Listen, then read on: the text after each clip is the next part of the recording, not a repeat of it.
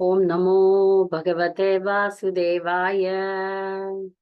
ஓம் நமோ பகவதே வாசுதேவாய. ஓம் நமோ பகவதே வாசுதேவாய. நாராயணம் நமஸ்கிருத்யா நரம் சைவ நரோத்தமம் தேவீம் சரஸ்வதிம் வியாசம் ததோ ஜெயம் உதீரயேத். நஷ்டப்ரயேஷு அபத்ரேஷு நித்யம் பாகவத சேவையா भगवती उत्तम श्लोके भक्तिर्भवती नैष्टिकी। ओम अज्ञानतिमिरञ्जस्य ज्ञानाञ्जनशलाकये चक्षुरुन्मीलितं येन तस्मै श्रीगुरवे नमः। श्रीचैतन्यमनोभीष्टं स्थापितं येन भूतले स्वयं रूपगदामह्यं ददाति स्वपदान्तिकं। वन्देऽहं श्रीगुरु श्रीयुतपदकमलं श्रीगुरुन् वैष्णवां च श्रीरूपं सागरजातं सगन रघुनाथान्वितं तां सजीवं साद्वैतं सावधूतं परिजन सहितं कृष्ण चैतन्य देवं श्रीराधा कृष्ण पादान् सगन ललिता श्री विशाखान्वितं च। हे कृष्णा करुणा सिंधु दीनबन्धो जगत्पते गोपेश गोपिका कांत राधा कांत नमोस्तुते। तप्त कांचन गौरांगी राधे वृंदावनेश्वरी वृषभानुसुते देवी प्रणमामि हरिप्रिये। वाञ्छाकल्पतरुभ्यश्च कृपा सिन्धुभ्येव च पतितानां पावनेभ्यो वैष्णवेभ्यो नमो नमः। नमो ओं विष्णुपादाय कृष्णप्रेष्ठाय भूतले श्रीमते भक्तिविकास स्वामिनिति नामिने। नमो ओं विष्णुपादाय कृष्णप्रेष्ठाय भूतले श्रीमते भक्तिवेदान्त स्वामिनिति नामिने। नमस्ते सारस्वते देवे गौरवाणी प्रचारिणे निर्विशेष शून्यवादी पाश्चात्य देशतारिणे। श्री कृष्ण चैतन्य प्रभु नित्यानंद श्री अद्वैत गदाधर शिवासादि गौर भक्त वृंद। हरे कृष्ण कृष्ण कृष्ण हरे हरे, हरे राम राम राम हरे हरे। பக்தர்களுக்கு பணிவான வணக்கம். நம்ம ஞாயிற்றுக்கிழமை வகுப்புகளை முகுந்தமால ஸ்தோத்திரம் படிக்கலான்ட்டு முடிவு பண்ணியிருக்கோம். ஆனால் அது பல காரணங்களால தள்ளி போட்டுட்டே போகுது. இப்ப நிறைய பக்தர்கள் என்னை தொடர்பு கொண்டு இந்த யாத்திரையை பத்தி சொல்லுங்க அப்படின்னு சொன்னாங்க. அதனால இந்த யாத்திரைக்கு இந்த இடங்களுக்கெல்லாம் போக விரும்பும் பக்தர்களுக்கு உபயோகமாக இருக்கும். போக முடியாத பக்தர்களையும் மனதளவுல கொண்டு போலாம் அப்படின்ற ஒரு ஆர்வத்துல இந்த வகுப்பு நடக்கிறது. இப்ப நேற்றுதான் இந்த யாத்திரையை முடிச்சு வந்தோம் நாங்க. ஆனாலும் பக்தர்களுக்கு ரொம்ப காலம் இடைவெளி கொடுக்க கூடாதுன்ற காரணத்தினால இன்னைக்கு முடியல. ஆனாலும் வகுப்பு கொடுத்துடலான்ட்டு முடிவு பண்ணி வகுப்பு ஆரம்பிக்கிறேன். குரு கௌரங்கருடைய கருணையில யாத்திரையினுடைய விஷயங்களை பற்றி இங்க பேசுவோம். ஒரு 9 பக்தர்கள் சேர்ந்து 4 குடும்பங்களாக நாங்க அயோத்தியா, நைமிசாரண்யம், காசி, பிரயாகை, கயா இதெல்லாம் ஒரு பக்கம் பக்கம் இருக்கக்கூடிய திவ்ய ஸ்தலங்கள், யாத்திரை ஸ்தலங்கள். அங்க போலான்ட்டு முடிவு பண்ணி ஒரு யாத்திரையை வச்சு இஸ்கான் கோயில்களுக்கு பக்கத்துல எங்களுடைய தங்கும் இடங்களை அரேஞ்ச் பண்ணி சென்று வந்தோம். அதனால பக்தர்கள் போக முடியாத பக்தர்களுக்கு இந்த விவரங்கள்லாம் உபயோகமா இருக்கும். கேட்கும் போதே ஒரு புனித தலத்தை பற்றி கேட்கும் போதே நமக்கு அதனுடைய புண்ணியம் நமக்கு கிடைக்கும்னு சொல்றாங்க. அதனாலதான் இதை பற்றி விவரங்களை உங்களுக்கு சொல்லணும்ட்டு ஒரு முடிவு பண்ணேன். முதல் விஷயம் நமக்கு தெரிந்து கொள்ள வேண்டியது, யாத்திரை செல்வது எதற்கு. பொதுவா மக்கள்லாம் எப்படி யாத்திரை பண்றாங்கன்னு சொல்லிடுறேன். இப்பெல்லாம் பாத்தீங்கன்னா மக்களிடம் நிறைய பணம் இருக்கு. அதனால நிறைய இடங்கள்ல நான் அப்படிப்பட்ட மக்களை பாக்குறேன். முழுக்க பௌதிகவாதிகள். அவர்களுக்கு யாத்திரை எல்லாம் என்னன்னு தெரியாது. பொதுவா வர்ற மக்கள்லாம் அப்படிதான் இருக்காங்க. அவங்க ஈவன் மாயாப்பூர் கூட வராங்க. பல இடங்களுக்கு அவர்கள் ரொம்பவே சொபஸ்டிகேட்டடா, ரொம்ப ஆடம்பரமா கண்டது கையில காஃபியும் டீயும் வச்சுக்கிட்டு அவங்க விருப்பம் போல மக்கள் நடந்துக்கிறாங்க. விருப்பம் போல நடந்துக்கிட்டு விருப்பம் போல செயல்படுறாங்க. ஏரோப்ளேன்ல போறாங்க, ஏரோப்ளேன்ல வராங்க. இங்க அங்க எது ரொம்ப அங்க பாத்தீங்கன்னா ஷாப்பிங் ஏரியாலாம் ரொம்ப கூட்டமா இருக்கும். அதே மாதிரி பகவானை தரிசிக்கும் இடங்கள்லயும் அவங்களுடைய மூடு, அவங்களுடைய மனபாவனை வந்து மிகவும் தவறாக இருக்கு. ஆனா பக்தர்களோ, சைத்தன்ய மகாபிரபுனுடைய வழி வந்திருக்கோம் நாம. நம்முடைய மனபாவனை, நாம 24 மணி நேரமும் கிருஷ்ணரை நினைக்கணும் அப்படின்றது தான் நம்மளுடைய குறிக்கோள். இப்ப யாத்திரை செல்லும் போதும், அவரை எவ்வளோ முடியுதோ ஆனா யாத்திரை செய்யும்போது இன்னும் என்ன பொறுத்தவரைக்கும், யாத்திரை போகும்போது நெறைய அ எதிர்நீச்சல்கள் வருது. சேலஞ்சஸ் வருது. அப்ப அவர நெனைக்கிறது நம்ம குறைச்சிட்டோமோ! அப்டின்ற ஒரு பயம் எனக்கு நெறைய வந்துருச்சு. இந்த இந்த யாத்திரையில அதான் வந்தது. யாத்திரை போறதே அவர நெறைய நெனைக்கணுன்றதுக்கு தான். அவருடைய பக்தர்களோட நெறைய சங்கம் பண்ணணும். நம்முடைய ரொட்டீன் லைஃப்ல இருந்து நம்ம கொஞ்ச நாள பிரிச்சு எடுத்து யாத்திரை போறோம்னா, இன்னும் டீப்பா அவர நெனைக்கணும். இன்னும் பக்தியில முன்னேறணுன்ற ஒரே குறிக்கோளுக்கு தான் நாம யாத்திரை போறோம். நம்ம டைம் பாஸ்க்காகவோ, ஷாப்பிங்காகவோ ஆ வேற எந்த காரணம் புண்ணியங்களை தேடுவதற்காகவும். நெறைய பேர் புண்ணியத்த தேடுறதுக்கு போவாங்க. அது சரிதான். கொஞ்சம் பரவால்ல. ஆனா இந்த டைம் பாஸ் போறாங்க, என்ஜாய்மென்ட் போறதுக்கு புண்ணியத்த தேடிக்கிறது நல்லது தான். இந்த மாதிரி பொதுவாக மக்கள் இருக்கிறாங்க. பக்தர்கள அதுக்காக போல. அந்த இடங்கள்ல நான் கிருஷ்ணரை அதிகமாக நினைக்க வேண்டும். அந்த இடங்கள்ல கிருஷ்ணரை நான் அதிகமாக புகழ வேண்டும். அந்த இடங்கள்ல நான் பக்தி தொண்டு அதிகமாக செய்ய வேண்டும்ன்ற ஒரு குறிக்கோள்ல தான் நம்ம போறோம். அது மட்டும் இல்லாம, எந்தெந்த திவ்ய தேசங்கள்ல பகவானுடைய லீலைகள் எவ்வளோ அருமையா இருக்கு. அந்த லீலைகளை கேட்பதற்கும், அந்த இடங்களுக்கு போகும்போது அந்த லீலைகள்ல நாம் இணைத்துக் கொள்கிறோம். அந்த ஒரு பாக்கியத்தை பெறுவதற்காக நாம வந்து யாத்திரை செய்றோம். முதல் யாத்திரை அயோத்தியா. அயோத்தியான்னும்போது இப்ப ராமநவமி வரப்போது. ராமாயணம் நாமெல்லாம் படிக்க போறோம். ராமாயணம் முழுக்க ஒவ்வொரு வருடமும் ராமாயணம் முழுக்க நம்ம படிக்கிறது வழக்கம், கேட்பது வழக்கம். அதற்கு முன்பாக நமக்கு அயோத்தியா பாக்கியம் கிடைத்திருந்தது பக்தர்களுக்கு. பல பல ஆண்டுகளாக இங்க ராமருக்கு பிறந்த இடத்துல கோயில் இல்லாம கஷ்டப்பட்டிருந்தது. இப்ப கோயில் வந்திருக்கு. மிக பிரசித்தமாக மக்கள் பெருவெள்ளம் வந்து கொண்டிருக்கிறது அயோத்தியாக்கு. நாங்கள் வந்து அயோத்தியால தங்க முடியாதுன்ற காரணத்தினால லக்னோன்ற நகரத்துல, அது உத்தரப்பிரதேசத்தினுடைய தலைநகரம். அந்த லக்னோவுல இஸ்கான் இருக்கு. 2 இடத்துல இஸ்கான் இருக்கு. சிட்டில இருக்கிற சின்ன இஸ்கான் பக்கத்துல. அது அதாவது அது பழைய இஸ்கான். அந்த இடத்துல வந்து இன்னும் வளர்ச்சி அடையல. ஆனா அது சிட்டில இருக்கிறதுனால, அது பக்கத்துல வந்து ரூம்ஸ் நல்லா இருக்கும்ன்ட்டு அங்க போட்டோம். போய் வர்றதுக்கும், வெளிய போறதுக்கும், வரதுக்கும் வசதியான இடம்னு அங்க ரூம் போட்டோம். புது இஸ்கான் வந்து கொண்டிருக்கிறது. மிகப்பெரிய பிரம்மாண்டமான அளவுல. அதையும் நாங்க சென்று பார்த்தோம். லக்னோ நகர்ல இருந்தோம்னா, இந்த பக்கம் அயோத்தியா, அந்த பக்கம் வந்து நைமிசாரண்யம். 2த்துக்கும் நடுவுல லக்னோ இருக்கு. தங்குவதற்கு வசதி, பிரசாதத்திற்கு வசதி. இஸ்கான் இருக்கிறதுனால, நாங்க வெளிய எங்கேயும் சாப்பிட முடியாது. அதனால இஸ்கான்ல சாப்பிடலாம் அப்படின்ற ஒரு எண்ணத்தோட லக்னோல தங்கும் இடத்தை என்னுடைய கணவர் தான் எல்லாத்தையும் அரேஞ்ச் பண்ணார். இப்ப லக்னோல தங்கி, அங்கருந்து அயோத்தியா போயிட்டு வந்தோம். மறுநாள் வந்து அங்கருந்து நைமிசாரண்யம் போயிட்டு வந்தோம். முதல் நாளே அயோத்தியா போட்டோம். ஒரு நாள் முன்னாடி போய் தங்கிட்டோம். மறுநாள் காலையில எழுந்து ஒரு 9 பேர் அமரக்கூடிய ஒரு காரை ஒண்ணு பெரிய வண்டி. அதை ஏற்பாடு செய்து கொண்டு நாங்கள் கிளம்பினோம். இந்த யாத்திரையில முழுக்க முழுக்க இஸ்கானையும், இஸ்கான் பக்தர்களையும், கிருஷ்ணரையும் நம்பி தான் பிரசாதத்துக்கு நாங்க இருந்தோம். அதனால வந்து பல கஷ்டங்கள், சரீர கஷ்டம் நெறையவே ஏற்பட்டது. என்னுடைய முகத்த பார்த்தே உங்களுக்கெல்லாம் தெரியலாம். 2 வேள தினமுமே சாப்பாடு எங்களுக்கு கிடைக்கல. பிரசாதம் கிடைக்கல. அதனால ரொம்ப கஷ்டப்பட்டோம். ஏன்னா, அந்த இடங்கள்ல நாங்க போன நேரத்துல பிரசாதம் வரல.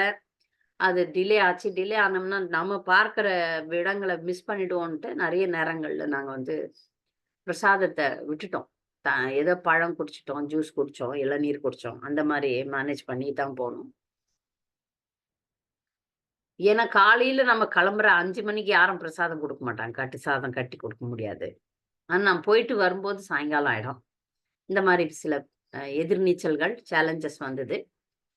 ஆனால் யாத்திரை என்றாலே, அங்கு தவம் செய்வதற்கும் நம்ம தயாராய் தான் போறோம்.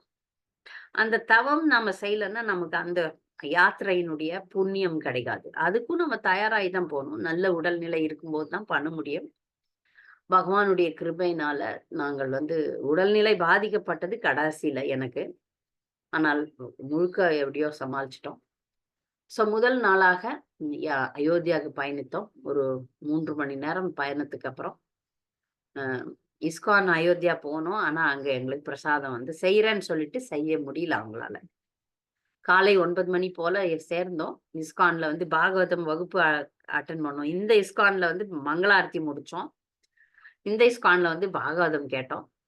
ஆனால் செவிக்கு உணவு கிடைத்தது, வயிற்றுக்கு கிடைக்கல. சரி நாங்க நேரத்த வீணம் பண்ணக்கூடாது. நாங்க வரோம்ன்னு சொல்லிட்டு கிளம்பி, முதலாக சரையு நதிக்கு வந்தோம். அயோத்தியாக்கு இனி எந்த பக்தர்களாவது போறணும்னா, இதெல்லாம் யோசனை பண்ணிக்கோங்க. ஞாபகம் வச்சுக்கோங்க. அயோத்தியா முழுக்க கூட்டம் தான்.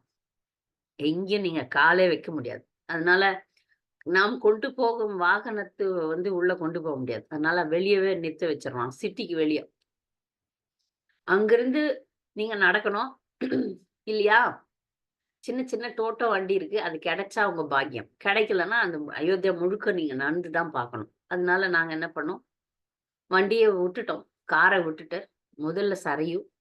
சரையு நதி வந்து மிக முக்கியமான நதி. ஏன்னா, அங்க தான் ஸ்ரீராமர் அவருடைய பட்ட பரிவாரங்களோட வைகுண்ட லோகம் சென்றார்ன்னு ராமாயணத்துல முடியுது இல்லையா? அதனால அது மிக முக்கியமான நதி. சரையு நதிக்கரையில இருக்கு. ராமருடைய லீலைகள் மொத்தமே சரையு பார்த்தவங்க. அதனால சரையுள்ள நீராடுதல் மிக முக்கியம். அதனால நீராடிட்டு போலான்ட்டு முடிவு பண்ணோம். அதுவும் மதிய நேரம். வெயிலும் இருந்தது. தண்ணியும் நல்ல சில்லுன்னு இருந்தது. ஆனால் சரையு நதியினுடைய கெனால் என்ன சொல்றது? கால்வாய் மாரி ஒண்ணு வச்சிருக்கான். அத நெறைய பக்தர்கள் நெறைய பேர் வந்து சரையுன்னு நெனச்சுக்கப்படாது. அதுல நாங்களும் தவறு செஞ்சுட்டோம். அப்புறம் பார்த்தா சரையு நதி தனியா ஓடுது. அதுக்கும் வந்து மக்கள் அதுலயும் கூட்டம் குளிக்கிறதுக்கு இருக்கிறாங்க. அதனால இந்த தவற பக்தர்கள் செய்யக்கூடாது. சரையு நதி வேற இடத்துல இருக்கு. அந்த இடத்துல போய் நாங்க நீராடினோம். நீராடி விட்டு அடுத்து நடக்க ஆரம்பிச்சோம். இந்த அயோத்தியாவுல நெறைய இடங்கள் இருக்கு. தசரதருடைய அரண்மனை, சீதா மஹால், அந்த மாரி நெறைய இடம் இருக்கு. எங்களுடைய நேரம் குறைவுன்ற காரணத்தினால, முக்கியமான சரை நதியில நீராடிட்டோம். அனுமான் இருக்கிற இடம். அதுவும் எங்களால பார்க்க முடியல. ஏன்னா, க எ எண்ணிலடங்காத கூட்டம் இருந்தது. அது ஒரு மலைப்பகுதியில இருந்தது. ஒரே லைன் தான். மலையில இருந்ததுனால, அந்த ஃபுல்லா அந்த அந்த இடம் முழுக்க முழுக்க மக்கள் மக்கள் வெள்ளம் பெருகி ஓடுது. எங்களுக்கு தெம்பே இல்ல. நம்ம முக்கியமா ராமர் ருடைய தரிசனம் பார்க்கணும். முக்கியமான கோயில பார்க்கணுன்றதுனால, நான் கால்நடையாக நடந்து போனோம். போனும்போது அங்க வந்து வெறுமனே செருப்பு, மொபைல் ஃபோன் வைக்கிறதுக்கே வந்து 1000 மக்கள். வெள்ளம் குவியுது. அதனால நான் உடனடியாக என்னுடைய கணவர் ஒரு யோசனை பண்ணார். 2 பேர் இதெல்லாம் பார்த்துக்கிட்டோம். 2 பேர் வந்து த மத்தவங்கலாம் தரிசனம் போட்டோம்ன்னு சொல்லிட்டு, 9 பேர்ல 2 பேர் எல்லா சாமானையும் பார்த்துக்கிறதுக்கு உட்கார வச்சோம். அதனால எங்களுடைய வேகம் அதிகமானது. 1 மணி நேரத்துல தரிசனம் பார்த்தோம். பக்தர்கள் அயோத்தியால தரிசனம் பார்க்க போகும்போது லைன்ல விடுவாங்க, செக்கிங் பண்ணுவாங்க, எல்லாம் பண்ணுவாங்க. மொபைல் ஃபோனும், செருப்பும் இல்லாத போனீங்கன்னா சீக்கிரமா போயிடலாம். ஒருவேள நீங்க கார்லயே வச்சுட்டும் வரலாம். இதெல்லாம் பிராக்டிகல் டிப்ஸு. கார்ல வச்சுட்டு வந்தீங்கன்னா, ஒருத்தர் கூட வர கூட்டத்த நீங்க மிஸ் பண்ணிட்டீங்கன்னா கூப்பிட முடியாது. அதனால கூட வரும் பக்தர்களும் எப்பொழுதும் ஒண்ணா தான் இருக்கணும். தனியா பிரிஞ்சு போனோம்னா கண்டுபிடிக்கிறது கஷ்டம். அயோத்தியா முழுக்க இதுதான் நடந்துன்னு இருந்தது. ஒரு குறை என்னன்னா, நம்ம திருப்பதி போனோம்னா, அங்க வந்து ஓம் நமோ நாராயணா பாடிட்டே இருப்பாங்க. ஆனா, இங்க வந்து மைக்ல அனௌன்ஸ் தான். இதுக்கு அரசாங்கம் ஏதாவது வழி பண்ணா நல்லாருக்கும். இவங்கள தொலைச்சுட்டோம், அவங்கள தொலைச்சுட்டோம், இவங்க வாங்க, அவங்க வாங்க இதே சத்தம். அதற்கு பதில் ஒரு பஜனோ, கீர்த்தனோ அதெல்லாம் ஒண்ணும் பண்ணல. இதெல்லாம் வந்து அரசாங்கம் செயல்படுத்தணும். இல்ல பக்தர்கள் யாராவது போய் பெரிய பக்தர்கள் யாராவது போய் அயோத்தியால சொல்லி இது ராமர் பிறந்த இடம். இங்க வந்து கன்டினியூஸா கீர்த்தனை நடக்கணும். 24 மணி நேரமும் கீர்த்தனம் நடக்கணும். ஒரு இடத்துல அன்னதானம் நடக்கணும். இதெல்லாம் பின்னாடி வருமோ என்னவோ தெரியல. கோயில் வந்து மிகவும் அருமையாக, அழகாக உயர்ந்த பளிங்கு கற்கள வச்சு கட்டப்பட்டிருக்கு. ராமர் மட்டும் தான் இன்னும் கட்டுமான பணிகள் நடந்து கொண்டிருக்கிறது. முடியல. ஏன்னா ராம் தர்பார் வர்றதுதான் வந்து பிரசித்தம். எனக்கு ரொம்ப மனக்கவலையா இருந்தது. பாலராமரை மட்டும் பாக்குறோமே, ராமர் அப்படின்னாலே பகவான் எப்பொழுதும் தனியா வரமாட்டார். நீங்க எங்கேயாவது பாருங்க, எந்த இடத்துலயாவது பாருங்க. ஒரு கிருஷ்ணர்னு கூட பாத்தீங்கன்னா, கிருஷ்ணரோட மாடு இருப்பார். ஒத்த கிருஷ்ணரா என்னைக்குமே தனியா கிருஷ்ணர் எப்பொழுதுமே இருக்கிறது இல்ல. பக்தர்களோட இருப்பார், தாயாரோட இருப்பார், பரிவாரங்களோட இருப்பார். எப்பவுமே பகவான் தனியா இருக்கிறது இல்ல. எனக்கு இது ஒரு குறையாக இருந்தது. அப்புறம் மற்ற பக்தர்கள்லாம் சொன்னாங்க. முக்கியமாக என்னுடைய கணவர் சொன்னார், "ராம் தர்பார் வரப்போகுது. அது இன்னும் கட்டுமான பணியில இருக்கு" அப்படின்னு சொல்றார். அ பாலராமரை நாங்கள் தரிசித்தோம். தரிசனம் செய்ய போகும்போது பக்தர்களுக்கு ஒரு டிப்ஸ் என்னன்னா, 4 லைனா விடுறாங்க. அதெல்லாம் அரேஞ்ச்மென்ட் நல்லா இருந்தது. திருப்பதினா கொஞ்சம் பிரகாரம் சின்னதா இருக்கும். அதனால நெறைய பேர் உள்ள போக முடியாது. இங்க வந்து பிரகாரம் அகன்று இருக்கு. இஸ்கான் டெம்பிள் மாதிரி. அந்த உங்களுக்கு வந்து அந்த அ கோயில் வந்து பெரிய இடத்துல இருக்கு. பகவானும் வந்து பெரிய ஹால்ல இருக்கிறார். அதனால நெறைய பேர் தரிசனம் பண்ண முடியும். அதுல 4 லைன் கட்டி விடுறோம். நீங்க வந்து வலது பக்கம் கடைசில வந்தீங்கன்னா, பகவானுக்கு கிட்ட போக முடியும். நடுவுல வந்தீங்கன்னா, நடுவுல. இந்த பக்கம் வந்தீங்கன்னா, இந்த பக்கம் வந்தீங்கன்னா கடைசி. அதனால அ நீங்க முதல்லயே லைன் உள்ள போகும்போதே, அந்த வலது கை பக்கம் இருக்கும் வரிசையில் நீங்கள் நிக்கும்போது, பகவான் அருகில் தரிசனம் பெறுவதற்கு வாய்ப்பு இருக்கு. நாங்க நடுவுல போனோம். பகவானை நன்கு தரிசித்தோம். ஜெபம் செய்தோம். விரைவில பக்தர்கள்லாம் வெளிய வந்துட்டோம். இது அயோத்தியா தரிசனம். ராமாயணம், ராமாயணத்தை பற்றி அங்க உட்கார்ந்து பக்தர்கள் நாங்கெல்லாம் உட்கார்ந்து, ராமருடைய சரிதையை பற்றி பேசினோம். ராமருடைய கல்யாண குணங்களை பற்றி பேசினோம். அ திரும்ப அ அயோத்தியாவிலிருந்து மீண்டும் நாங்கள் லக்னோ வந்து சேர்ந்தோம். மறுநாள் நைமிசாரண்யம்ன்ற இடத்துக்கு கிளம்புனோம். நெறைய இடங்கள் இருக்கிறதுனால சுருக்கமா சொல்றேன். நைமிசாரண்யத்துக்கும் இதே மாதிரி தான். காலையில பட்னி, மத்தியானம் பட்னி, சாயங்காலம் வந்து இஸ்கான்ல சாப்பிட்டோம். இங்கேயும் மாலை நேரம் வந்து இஸ்கான்ல தான் சாப்பிட்டோம். ஒரு வேள தான் எங்களுக்கு பிரசாதம் இந்த 2 நாளையும் கிடைச்சது. நைமிசாரண்யம் எல்லா பக்தர்களுக்கும் மிக, மிக, மிக, மிக முக்கியமான இடம். ஏன்னா பாகவதம் சொன்ன இடம். இந்த நைமிசாரண்யத்திலயும் நெறைய தீர்த்த தலங்கள் இருக்கு. சின்ன, சின்ன, சின்ன, சின்னதா 1000, 1000 தீர்த்த தலங்கள் இருக்கு. நாங்கள் ஒரு ஒரு குறிப்பிட்ட 4, 5 இடங்களுக்கு தான் போக முடிஞ்சது. முதல் இடமாக கோமதி நதி. எல்லா நதிகள்லயும் வந்து அந்த தர்ப்பணம் பண்றதுக்கும், அ புரோகிதர்கள்லாம் நெறைய இருந்தாங்க. நம்மலாம் பக்தர்கள். நமக்கு வந்து புனித நீராடினால் போதும் அப்படின்ற ஒரு எண்ணம் இருந்தது. அதனால நாங்க புனித நீராடிட்டு அந்த ஏற்கனவே நெறைய பக்தர்களுக்கு, நெறைய பிராமணர்களுக்கு அவங்க கட்டாயத்தின் பேர்ல எப்படியோ வசூல் பண்ணிடுவாங்க நம்மகிட்ட இருந்து. அதனால குறிப்பாக நாங்க எந்த ஒரு கர்மகாண்ட செயல்கள்லயும் நாங்க ஈடுபடல. கயால மட்டும் பிண்டதானம் கொடுத்தோம். மற்றபடி வேற எங்கேயும் நாங்க வந்து இந்த மாரி செயல்கள்ல ஈடுபடும்போது என்ன ஆகும்னா, தெரியாமல் நெறைய பண ஏமாற்றம் ஏற்படுகிறது. நெறைய பேர் ஏமாத்திர்றாங்க. யார் சரி, யார் சரியில்லன்றதெல்லாம் தெரியாது நமக்கு. அதனால கோயில் உண்டியில மட்டும் கொஞ்சம் காசு போட்டுட்டு, நாம் ஜெபம் செய்யறது தான் நமக்கு முக்கியம். பகவானை நினைத்தல் முக்கியம். பகவானோடு நம்முடைய சம்பந்தத்தை அதிகப்படுத்துறது முக்கியம். அந்த நீராடும்போது முக்கியமாக ஒவ்வொரு நதியில நீராடும்போதும் அனைத்து பக்தர்களுக்காகவும் பிரார்த்தனை பண்ணிக்கிட்டேன். அனைத்து பக்தர்களின் பக்தி முன்னேற வேண்டும்னு. அனைத்து பக்தர்களும் என்னோட வந்த மாதிரி நான் ஒரு உணர்வோடு போனேன். அந்த மாதிரி என்னால குருனுடைய கருணையினால நான் வந்து எப்பொழுதும் இந்த சுயநலத்தை எடுக்கிறதுக்கு பார்க்கிறேன். எப்பொழுதும் நான் மட்டும் அப்படின்ற எண்ணம் எனக்கு இல்ல. இருந்ததுனாலும் அத எடுக்கிறதுக்கு தான் எப்போதும் முயற்சி செய்வேன். அனைத்து பக்தர்களையும் கொண்டு போறது அளவுக்கு எனக்கு மேனேஜ் பண்ற அளவுக்கு எனக்கு திறமை இல்ல. அதனால குறைந்த பக்தர்களோட போனாலும் அனைத்து பக்தர்களையும் மனதுல கண்டிப்பா நெனச்சுட்டேன். சில பேர்லாம் அடிக்கடி என்னோடு தொடர்பு கொள்ளும் பக்தர்கள ரொம்பவே நெனச்சுக்கிட்டேன்.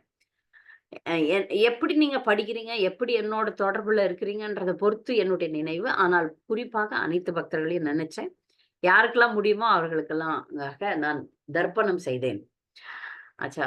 அதுக்கப்புறம் இது கோமதி நதி. கோமதி நதி முடிச்சதுக்கு அப்புறம் எனக்கு வந்து ஃபோட்டோ எடுக்கிறதுல பிரியம் கிடையாது.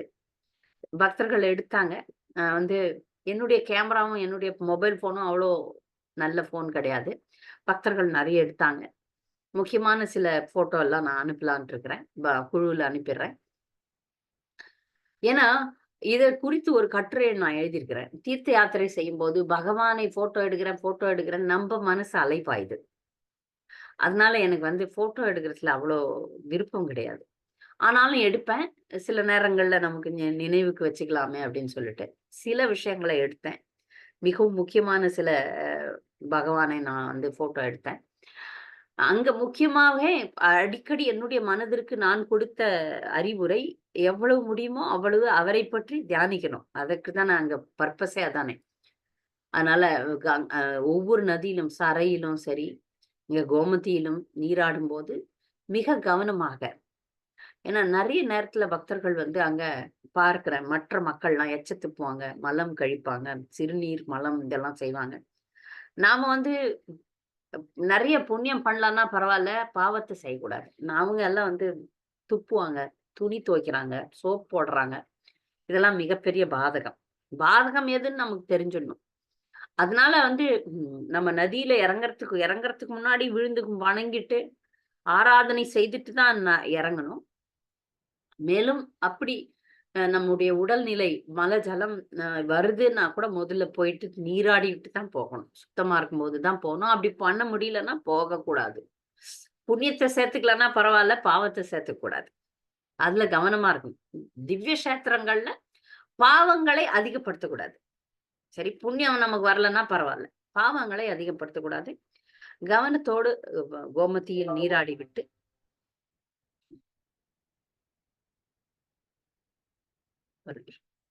கவனத்தோடு நீராடி விட்டு, அடுத்தது பிரம்ம தீர்த்தம் அப்படின்னு ஒரு தீர்த்தம் இருக்கு. அந்த தீர்த்தம் எப்படி இருக்குன்னா, சக்கரம், சுதர்சன சக்கரம் மாரி இருக்கு. அந்த சக்கரத்துக்குள்ள வந்து யாரும் அனுமதிக்கப்பட மாட்டாங்க. அந்த சக்கரத்துக்குள்ள தண்ணி இருக்கு. அதனுடைய ஆழம் எவ்வளவுன்னு யாராலயுமே கண்டுபிடிக்க முடியலையாம். அது உள்ள போனா ம மக்கள் மூழ்கி விடுவார்கள். அப்புறம் அந்த சக்கரம் வந்து சுதர்சன சக்கரம். பகவானுடைய சக்கரம் இங்க விழுந்ததாக சில ஐதீகம்லாம் சொல்லுது. அந்த சக்கரத்தை சுற்றி வர வேண்டும்னு ஒரு மாதாஜி எனக்கு மெசேஜ் போட்டிருந்தாங்க. நான் வந்து கால்நடையா தான் சுத்தி வந்தேன். அதுல இறங்கி குளிக்கிற மாதிரி சுத்தி வரணுமா. நாங்கள் கோமதியில குளிச்சதுனால சக்கர தீர்த்தம் வரும்போது எல்லாரும் எனர்ஜி டவுன். அதனால சுத்த முடியல. ஆனா ஒரு சில பக்தர்கள் இறங்கி சுத்துனாங்க. நாங்கள் வந்து வெறுமனே சும்மா சுத்திட்டு வந்தோம். திரும்பியும் குளிக்கணும், திரும்பியும் எல்லாத்தையும் கழட்டணும், போணும், வரணுன்றது வந்து அங்க கூட்டம் ரொம்பவே அதிகமா இருந்தது. நல்ல தீர்த்தத்த வந்து இது பண்ணிட்டு, அ வீழ்ந்து வணங்கி விட்டு வந்துட்டோம். இது சக்கர தீர்த்தம். இதுல முக்கியமான இடம், நமக்கு வேண்டிய முக்கியமான இடம் வந்து நைமிசாரண்யத்துல பாகவதம் சொன்ன இடம். வியாச தீர்த்தம்னு சொல்றாங்க. வியாச கத்தி அப்படின்றாங்க. வியாசதேவர் இருக்கிறார். அப்புறம் அந்த நைமிசாரண்யத்துல முக்கியமாக அந்த முனிவர்கள் கூடி பாகவதம் சொன்ன மரம் இருக்கு. இதுக்காக தான் நான் முக்கியமா அங்க போனதே. அந்த இடத்தை பார்க்கணும். அந்த இடத்துல உட்கார்ந்து நாங்கள் 1 முதல் 12 காண்டம் வரைக்கும் சுருக்கமா படிச்சுட்டோம். என்ன செய்யலாம், என்ன செய்யலாம், என்ன செய்யலாம்ன்னு யோசனை பண்ணிட்டு தான் போனேன். 108 முக்கியமான ஸ்லோகங்கள் ஸ்ரீமத் பாகவதம் படிக்கலான்னு போனோம். ஆனா அந்த ஸ்லோகம் படிக்கிறதுக்கு எனர்ஜியும் இல்ல, தெம்பும் இல்ல. ப்ரொனன்சியேஷன் தப்பா வருது. அதனால ஒரு ஆங்கில புத்தகம் இருந்தது. அந்த புத்தகம் ஒவ்வொரு காண்டமும் சுருக்கமாக சொல்லப்பட்டிருந்தது. அதனால ஒரு பக்தர்களும் ஒரு காண்டத்தை சுருக்கமாக படிச்சோம். எல்லாரும் கேட்டோம். ஒரு இடத்துல அமர்ந்து முக்கியமா இது ஒரு 1/2 மணி நேரம், 1 மணி நேரம் படிச்சோம். இது முக்கியமா செய்யணுன்றதுக்காக தான் அங்க நைமிசாரண்யம் போனதே. அங்க வந்து பாகவதம் படிக்கணும், பாகவதம் கேட்கணும். அ நான் நெனச்சேன் அன்னைக்கு வந்து பக்தர்களோட கனெக்ட் பண்ணி அங்கருந்து நம்ம பாகவதம் கிளாஸ் குடுக்கலான்னு யோசனை பண்ணேன். ஆனா அதற்கான ஏற்பாடுகளோட நான் போகல. அங்க நெட் கனெக்ஷனும் எப்படி இருக்கும்னு தெரியாது. அதனால அன்று வந்து போன ஞாயித்துக்கிழமை. அன்னைக்கு நல்ல நேரம் தான் நம்ம பண்ணியிருக்கலாம். ஆனா நான் சரியாக அதுக்காக தயார் பண்ணாதனால மிஸ் ஆயிடுச்சு. இல்லன்னா கண்டிப்பாக அனைத்து பக்தர்களையும் அங்கு இணைக்க வேண்டும்ன்ற ஒரு ஆசை இருந்தது. தமிழ்ல வேற நானு. அங்க இருந்த பக்தர்கள்லாம் பாதி என்னோட வந்தவங்க ஒரு குடும்பம் தான் தமிழ். மற்றவர்கள் வந்து ஹிந்தி. அந்த ஆங்கிலத்துல படிச்சோம் நாங்க பாகவதம். அதுவே அவங்களுக்கு சரியா செட் ஆகல. ஆனா ஆங்கிலம் தெரிந்த பக்தர்கள்லாம் நாங்க ஆங்கிலத்துல தான் படிச்சோம். அந்த 12 காண்டத்தையும் மிக சுருக்கமாக படித்து முடிச்சோம். அங்கு பக்தர்கள் வந்து கிடைச்சாங்க. இஸ்கான் பக்தர்கள். அவர்கள் சொன்னாங்க, "நெறைய பக்தர்களுக்கு தெரியாத விஷயம் இது. நீங்க நைமிசாரண்யத்துக்கு போனீங்கன்னா, இத மறக்காம செஞ்சிடணும். அங்க நெறைய இடம் இருக்கு. ஹனுமான்கடி, பாண்டவர்கள் வந்த இடம் இருக்கு. அந்த மாரி நெறைய இடம் சத்யநாராயண ருக்கான கோயில் இருக்கு. ஏகப்பட்ட கோயில்கள் அங்க இருக்கு. ஆனா நம்ம வந்து முக்கியமான இடங்களுக்கு மட்டுமே போகக்கூடிய நிலைமையில தான் போறோம். அங்கெல்லாம் வந்து ஒரு 2, 3 நாள் தங்கணும். 4 நாள் தங்கி தான் அதெல்லாம் பண்ணணும். ஒரு இஸ்கான் குழு குழு பக்தர்கள் அங்க வந்து தங்கி முழு பாகவதம் படிச்சாங்களாம். 10 நாள் பாகவத் சப்தாக் நடக்குது மாதாஜின்னு சொன்னாங்க. பாகவதத்த 1 வாரத்துல படிச்சு முடிக்க முடியாது. ஆனால் அதுவும் சுருக்கமான ஒரு கோர்ஸா இருக்கும் போல இருக்கு. இப்ப 50 பக்தர்கள் வந்திருந்தாங்க. அந்த மாதிரி நம்ம நெறைய நாள் போறோம். ஒரே தீர்த்தத்துக்கு போனோம், நெறைய நாள் போகணும்ன்ற ஏற்பாடு இருந்திருந்தா, நெறைய இடங்கள நாங்க பார்த்திருக்க முடியும். ஆனால் நாங்கள் வந்து சுருக்கமா ஒரே நாள் போனதுனால, கொஞ்சம் தான் முடிஞ்சது. ஆனால் இந்த பக்தர்கள் என்ன சொன்னாங்கன்னா, இங்க ஒரு முக்கியமான ஸ்தலம் இருக்கு. யாருக்கும் தெரியாது. அந்த ஸ்தலம் ததிச்சி குண்டு அப்படின்னு. ததிச்சி எல்லாரும் நம்ம படிச்சுட்டோம். பாகவதம் படிச்சு முடிச்சிருக்கிறோம். நெறைய பக்தர்கள். மறக்கக்கூடாது ததிச்சி யாருன்னு. ததிச்சி என்பவர் இந்திரதேவன் விருத்ராசுரனை கொல்வதற்காக பகவானை நாடியபோது, பகவான் ததிச்சி என்ற முனிவர் தவம் செய்து கொண்டிருக்கிறார் நைமிசாரண்யம் பக்கத்துல. அவரிடம் சென்று அவருடைய எலும்புகளை கேள் அப்படின்னு சொல்றாரு. எலும்புகள குடுக்கணும்னா உயிர் போனா தான் எலும்பு கிடைக்கும். ததிச்சி முனிவரும் பிரியமா, சரி நான் என்னுடைய எலும்புகள குடுத்துர்றேன். நீ வச்சு வஜ்ராயுதம் செஞ்சுக்கோன்னு சொல்லிட்டு அவரு தியானத்துல இருந்து உயிர விட்டு அந்த எலும்புகள தர்றார். அந்த இடம் வந்து இங்க நைமிசாரண்யத்துல இருந்து ஒரு 15 கிலோமீட்டர் தொலைவில இருக்கு. நைமிசாரண்யம் ஏரியா தான் அது. அந்த டிரைவர் அந்த ஊரை சேர்ந்தவன். அதனால அவனுக்கு தெரிஞ்சு போச்சு. அதனால நாங்க இதெல்லாம் வந்து ஒரு நுணுக்கமான விஷயங்கள். நெறைய கிராமங்கள் இருக்கு. இது கிராமம் தான் முழுக்க நைமிசாரண்யம் முழுக்க காடுகள், கிராமங்கள் தான். நெறைய பக்தர்கள் என்கிட்ட சொன்னது வந்து, "நைமிசாரண்யத்துல ஒண்ணும் இல்ல, ஒண்ணும் இல்ல" அப்படின்னு சொன்னாங்க. ஒண்ணும் இல்லல்ல, இருக்கு. சின்ன சின்ன கோயில்களாக இருக்கிறது. அதனால கொஞ்சம் கவனமா அத பார்த்துக் கொள்ள வேண்டும். நாங்க ததிச்சி குண்டுல போனோம். அந்த இடத்துல தான் விஷ்ணு பாதம் இருக்கு. விஷ்ணு பாதம் 3 இடங்கள்ல இருக்கா ஒரு பூஜாரி சொன்னார். ஒரு பூஜாரி அங்க இருந்தார். அவர் கொஞ்சம் சில பக்தர்கள், சில பூஜாரிகள், சில பிராமணர்கள் நல்லாவே வழி நடத்துகிறார்கள். அதுல ஒருத்தர் அவரு ஒரு யூடியூப் சேனல் நடத்துறாராம். அந்த சேனல்லாம் சொன்னாரு அவர். நான் இன்னும் பார்க்கல. பார்த்துட்டு விவரங்கள் நெறைய கிடைக்கும்போது உங்க பக்தர்களோட பகிர்ந்து கொள்கிறேன். அவர் அந்த க்ஷணத்துல கொஞ்சம் கதைய சொன்னார். அந்த இடத்தினுடைய அந்த இடத்தினுடைய மகிமையை சொன்னார். அந்த சாது சங்கத்துக்காக தான் நம்ம வந்து முக்கியமா தீர்த்த யாத்திரை போறோம். அந்த சில சாதுக்கள் வந்து நிஜமாவே எக்ஸலன்ட்டா இருந்தாங்க. அதெல்லாம் நம்ம பார்க்க போறோம், அந்த சாதுக்களை. சாதுக்கள் கிடைக்கிறது நம்முடைய பாக்கியம். அந்த குறிப்பிட்ட ஒரு பிராமணர் அ நல்லா சொன்னார். இந்த ததிச்சி குண்டுல வந்து குண்டுன்னா குளம். ததிச்சி முனிவர் தவம் செய்த இடம். அந்த இடத்துல பகவானுடைய திருப்பாதங்கள் இருக்கு. அது விஷ்ணு பாதம்னு சொல்றாங்க. 3 இடங்கள்ல விஷ்ணு பாதம் இருக்காம். ஒண்ணு இந்த இடம், ததிச்சி குண்டம். இன்னொன்னு பத்ரிநாத். 3வது கயை. இந்த 3 இடத்துல விஷ்ணு பாதங்கள் இருக்கு. அதனால நீங்க சேவிச்சுக்கங்க. அந்த ததிச்சி குண்டுல இருந்து தண்ணி கொண்டாந்து இங்க வந்து அபிஷேகம் பண்ணுங்கன்னு சொன்னாங்க. அத நாங்க செஞ்சோம். இந்த இடத்துல குறிப்பாக மிஷ்ரி மிஷ்ரி தீர்த் அப்படின்னு சொல்றாங்க. மிஷ்ரின்னா சர்க்கரை.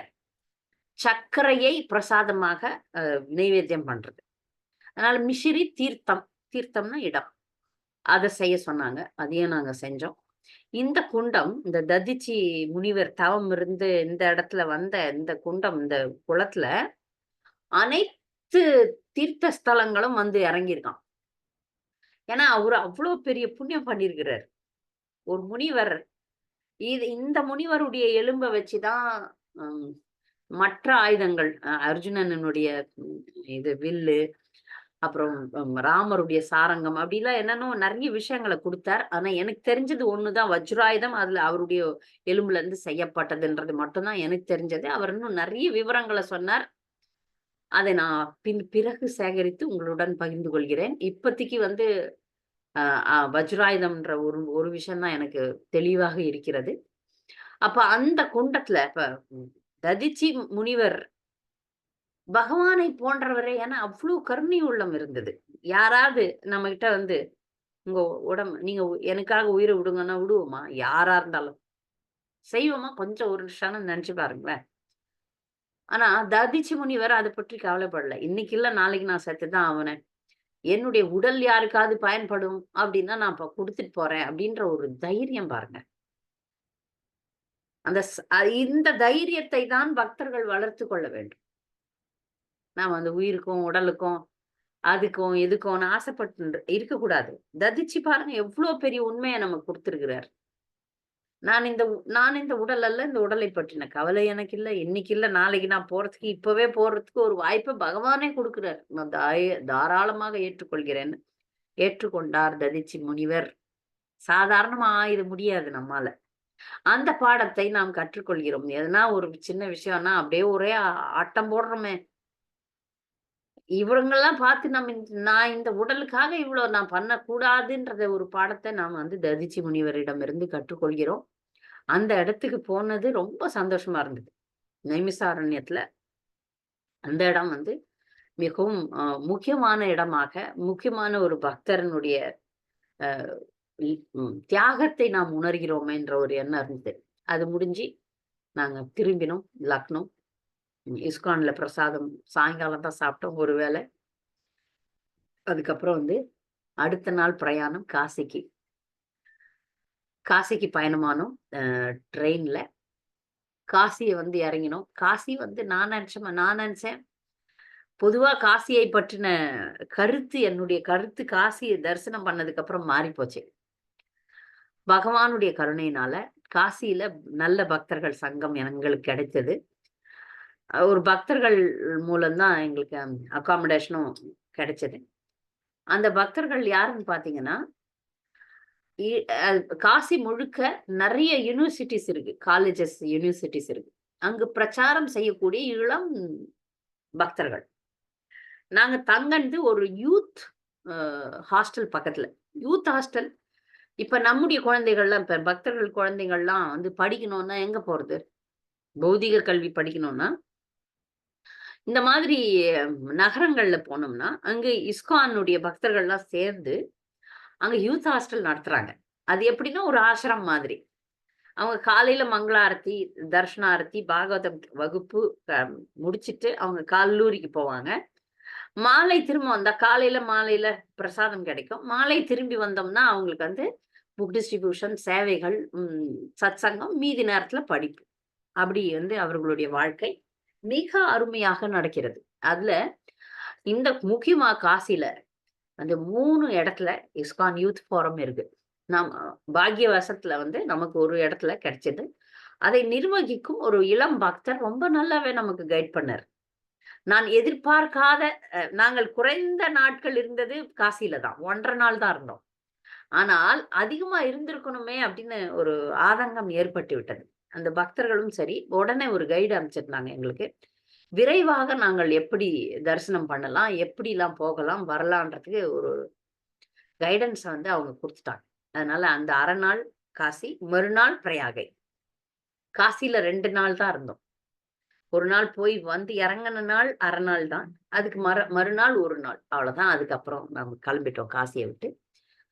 காசியில வந்து மிக, மிக முக்கியமான இடம். நம்ம பொதுவா காசின்னா, சிவபெருமானை தான் நினைப்போம். இல்லையா? காசி விஸ்வநாதரை தான் தியானிப்போம். காசி விஸ்வநாதர் மிக, மிக முக்கியம். எல்லாருக்குமே தெரியும். ஆனா, அத விட ஒரிஜினல் மூர்த்தி இப்ப அ "எடத்த குடுத்தா மடத்த பிடிக்கிறான்" அப்படின்ற மாதிரி பழமொழி இருக்கு இல்லையா? ஒரிஜினலா பிந்து மாதவர் தான் காசியில மிக முக்கியமான தெய்வம். பிந்து மாதவர் கிருஷ்ணர் தான். அவர் கங்கை கரையில இருந்தாரு. அவரை வணங்க வந்த விஸ்வநாதருக்கு ஏற்றம் அதிகமாகி, சில நேரங்கள்ல பக்தனுக்கு அதிகமாயிடும்ல ஏற்றம். அதிகமாகி இது முக்தி ஸ்தலம். இப்ப அயோத்தியா, காசி இதெல்லாம் முக்தி தலம். முக்தி தரக்கூடிய இடங்கள். அதனால அங்க வந்து சிவபெருமான் பக்தர்களுக்கு வழிகாட்டுவதற்காக வந்து அவருடைய பிரசித்தி அதிகமாகிவிட்டது. இதெல்லாம் வேற எந்த யுகங்கள்ல நடந்ததோ நமக்கு தெரியாது. ஆனா மிக முக்கியமான தெய்வம் பிந்து மாதவர் தான். எங்களை வழி நடத்தின ஒரு பக்தர், கைடா வந்த ஒரு ஒரு ஒரு இளம் இளம் சிறுவன். அவன் வந்து எல்லா இடங்களையும் முக்கியமான இடங்கள்லாம் காமிச்சார். முதல்ல ஜெகநாத் மந்திர் பார்த்தோம். ஜெகநாதர் கோயில் அங்க இருக்கு, கங்கை கரையில. அவரை தரிசித்து விட்டு, அதுக்கப்புறம் கங்கையில ஒரு படகு, அங்கெல்லாம் வந்து படகு போகும். கங்கை கரை முழுக்க பல்வேறு காலகட்டங்கள்ல, நீங்க காசி தரிசனம்னு பார்த்தீங்கன்னா உங்களுக்கு தெரியும். பல்வேறு காலகட்டங்கள்ல, பல்வேறு மன்னர்கள் அங்க வந்து மாளிகைகள் கட்டியிருக்காங்க. அதற்கு படித்துறைகள் கட்டப்பட்டிருக்கு. அது மட்டும் இல்லாமல், அங்கு பல்வேறு கோயில்கள் இருக்கு. அந்த 7 முக்கியமான கோயில்கள பத்தி காசியில அந்த பக்தர் சொன்னார். எங்களால வந்து அந்த 7 முக்கியமான கோயில்களுக்கு எல்லாத்துக்குமே போக முடியல. நான் அந்த 7 முக்கியமான கோயில்கள உங்களுக்கு சொல்றேன். நீங்க முடிஞ்சா போங்க. ஏன்னா காசியில ஒரு நாள்ல வந்து பார்க்கக்கூடிய இடம் கிடையாது. அதுல மிக முக்கியமான இடம் பிந்து மாதவர். நான் உங்களுக்கு சொல்லிட்டேன் ஏற்கனவே. அடுத்து விஸ்வநாதர், காசி விஸ்வநாதர் கோயிலு. 3வது துண்டி விநாயக் அப்படின்னு விநாயகர் கோயில் இருக்கான். அடுத்தது 4வது தண்டபாணி முருகருடைய கோயில். காலபைரவர், அந்த காலபைரவர் வந்து 8 பைரவர் இருக்கிறாராம். அடுத்து பவானி அம்மா. அடுத்தது வந்து கங்கா தரிசனம். அப்புறம் அஸ்ஸி காட் அப்படின்னு ஒரு இடம். இந்த அஸ்ஸி காட் ரொம்ப பிரசித்தமான இடம். அந்த இடத்துல இருந்து தான் நாங்க வந்து மற்ற இடங்களுக்கு பார்க்கறதுக்கு போட்லயே போனோம். படகுலயே போனோம். படகுல போறதுக்கு வந்து கங்கை வந்து இந்த கங்கைக்கும், நாங்கள் வாழும் மாயப்பூர் கங்கைக்கும், காசி கங்கைக்கும் நிறைய வித்தியாசங்கள் இருக்கு. அங்கு கங்கை மிகவும் ஃபோர்ஸ் ரொம்ப அதிகம். வேகம் அதிகம். ஆனா, ரொம்பவும் இங்க கங்கை வந்து எல்லாம் வண்டல் கொண்டாடுறதுனால மண்ணா இருக்கும். அங்க கங்கை வந்து ப்ளூவா இருக்கிறாங்க. ரொம்ப ஆபத்து நிறைந்த கங்கை. ரொம்ப ஆபத்து நிறைந்த. அதனால அந்த போட்ல போகும்போதே அவங்க வந்து ஜாக்கெட்லாம் குடுத்தாங்க. கங்கை ஆர்த்தி ரொம்ப ரொம்ப பிரசித்தம் இங்க. ஏன்னா ஒவ்வொரு காட்லயும், ஒவ்வொரு படித்துறையிலும் பூஜாரிகள், பிராமணர்கள் நின்று ஆர்த்தி செய்யறது ரொம்ப பிரசித்தம். அதுக்கு முன்னாடி கோயில்கள்லாம் தரிசனம் பண்ணிட்டு வந்தீங்கன்னா, நாங்க உங்களுக்கு கங்கா ஆர்த்தி காட்டுறோம்னு சொல்லிட்டு, அந்த ஒரு போட்டுக்கு வந்து 5000மோ, 6000 வாங்குனாங்க.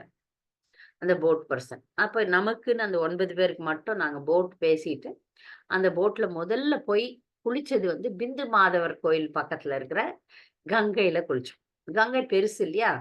பெரிய பயணம். இதுவே பெரிய பயணம். ஒரு 1 மணி நேரம் ஆகும். அதனால நாங்க ஒரு 4 மணி வாக்குல போனோம். அது வந்து ஒரு 4:30 4:45க்கு வந்து நீராட ஆரம்பிச்சோம். இந்த இந்த கங்கையும் ரொம்ப ஃபோர்ஸ்ன்றதுனால உள்ள போகல. அந்த கரைக்கிட்டயே. இந்த இடம் வந்து ரொம்ப சுத்தமா இருந்தது. பிந்து மாதவர் கோயில் பக்கத்துல இருந்த கங்கை. அந்த படித்துறை எல்லாம் கிளீனா இருந்தது. சுத்தமா இருந்ததோட இல்லாம, எங்களுக்கு ஆடை மாற்றிக் கொள்வதற்கு ரூம் மாதிரி இருந்தது. இந்த பழங்காலத்துல கட்டியிருந்த ராஜா மாளிகைகள்லாம் இருக்கும் பாருங்க. அந்த மாரி இருந்தது. ஒரு அறை மாதிரி இருந்தது. நாங்க வசதியா ஆடைகளை மாற்றிக்கொண்டோம். பெண்களுக்கு கொஞ்சம் வசதி இருந்தது. அதன் பிறகு பிந்து மாதவரை தரிசித்தோம். பிந்து மாதவர் அவ்ளோ அழகா சின்ன விக்கிரகம். இந்த பிந்து மாதவரை தரிசிப்பதற்கு தான் மகாபிரபு வந்தார். இதுதான் நமக்கு ரொம்ப முக்கியமான விஷயம். சைத்தன்ய சரிதாமிர்தத்துல இது மிகப்பெரிய வர்ணனையாக வருகிறது. இந்த இடத்துல தான் ரூப கோஸ்வாமியை மகாபிரபு சந்திக்கிறார். அப்பதான் வந்து அவருடைய திருவடியில விழுந்து வணங்கி, நமோ மகாவாதன்யாய கிருஷ்ண பிரேம பிரதாயத்தை கிருஷ்ணாய கிருஷ்ண சைத்தன்ய நாமினே கௌரத்துஷய நமகன்ற இந்த மந்திரத்தை சொல்றார். இந்த கங்கை கரை தான் நமக்கு முக்கியம். ஏன்னா மகாபிரபு அங்கு நீராடினார். தினமுமே இருந்த 10 நாளோ என்னவோ இருந்தார். அத்தனை நாட்களும் இந்த காசி விஸ்வநாதரை தரிசித்தார். இந்த இடத்துல மகாபிரபு நீராடினார். அதனால நமக்கு அது முக்கியம். அதனால பிந்து மாதவரை தரிசித்து விட்டு அங்கு நீராடி விட்டு தரிசனம் பண்ணிட்டு மீண்டும் படகுல ஏறணும். இந்த படகுலயே போகும்போதே பலதரப்பட்ட மாளிகைகள் அதெல்லாம் இப்போ ஹோட்டல் ஆயிப்போச்சு. ஸ்டார் ஹோட்டல் மாதிரி ஆயிடுச்சு. அங்கெல்லாம் மிக அதிகமாக இருக்கலாமோ என்னவோ தெரியல. ஏன்னா அது படித்துறையோட சேர்ந்த ஹோட்டல்கள் ஆயிடுச்சு. மிகப்பெரிய மன்னர்கள்லாம் அவங்க வசதிக்காக கட்டியிருக்காங்க அந்த காலத்துல. அப்புறம் இந்த இடத்துல தான் காசி விஸ்வநாதர் கோயிலுக்கு போகணும்னா தனியா அதுக்குன்னு தனி ப்ராஜெக்ட். அதனால வெளிய இருந்து காமிச்சாரு இன்னைக்கு மட்டும் அந்த கைடு. அதான் காசி விஸ்வநாதர் கோயிலுக்கு பக்கத்துல அந்த அந்த இடத்த எரிக்கிற இடத்த என்னவோ சொன்னார். அத நான் மறந்துட்டேன் அந்த பேர. அதாவது 24 மணி நேரமும் காசியில வந்து உடலை விடும் பக்தர்களை வந்து எரிக்கிறாங்க. எரிச்சு அங்கேயே மணிகர்ணிகா காட் தானே மாதாஜி? பாணிகர்ணிகா காட். பாணிகர். நன்றி. மறந்துட்டேன் நான். அந்த காட்ல வந்து 24 மணி நேரமும் எரிக்கிறாங்க. யாரெல்லாம் இறந்துட்டாங்களோ அவங்கள எரிச்சு அப்படியே கங்கையில தள்ளிடுவாங்க.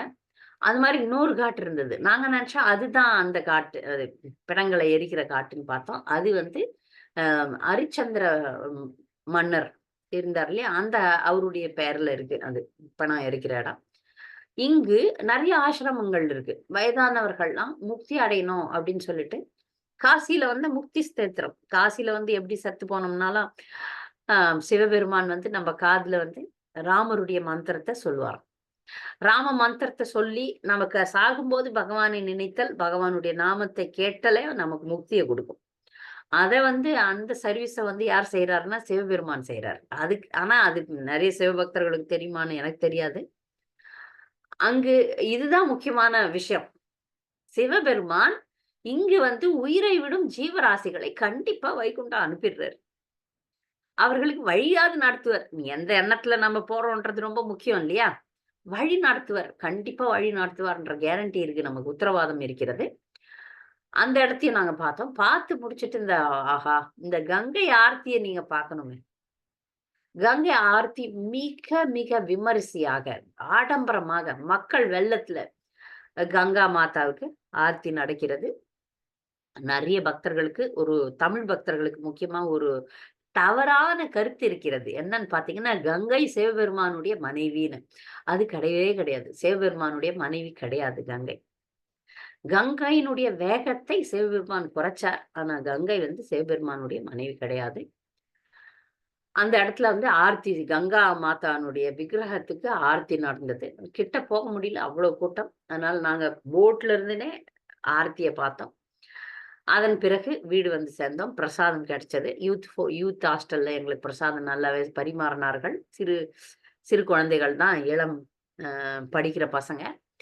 அதன் பிறகு மறுநாள் அவங்க என்ன சொன்னாங்கன்னா, நீங்க வந்து அ 4 மணி இல்ல 3 மணிக்கு தரிசனம் பண்ணீங்கன்னா, உங்களுக்கு வந்து சிவபெருமானை தொட்டு வழிபடுவதற்கும் வாய்ப்பு உண்டு. அதனால நீங்க 3 மணிக்கு போய் தரிசனம் பண்ணுங்க. அப்படின்னு சொன்னாங்க. அந்த சொன்னவங்க. எங்களுக்கு ஆர்வம் தான். ஓகே 3 மணிக்கு போயிடலான்ற உண்மைய நான் மத்தவங்களுக்கு சொன்னோம்னா, எங்களோட வந்து முழு பக்தர்கள் வரல. ஒரு கப்பிள் மட்டும் அவங்க தீட்சை பெறாத அவர்கள். அவங்க வந்து இன்னும் தேவி தேவரா வழிபட்டுக் கொண்டிருக்கிறார்கள். நம்ம இத சொல்லிட்டோம்னா 2 மணிக்கே போயிடலான்னுவாங்க. ஏன்னா தூக்கம் என்பது மிக முக்கியம். அங்க போக முடியல. மறுநாள் டிராவல் அதெல்லாம் டிஸ்டர்ப் ஆகும். அதனால நாங்க சொல்லல. சொல்லாம விரைவில் போகலாம் அப்படின்னு சொல்லிட்டு நான் விடிய காலை 4 மணிக்கு கிளம்புனோம். எங்களை கொண்டு சென்ற ஆட்டோக்காரன் வந்து சொன்னான், "நீங்க நார்மல் தரிசன வழி போனீங்கன்னா, பல மணி நேரம் ஆகலாம்.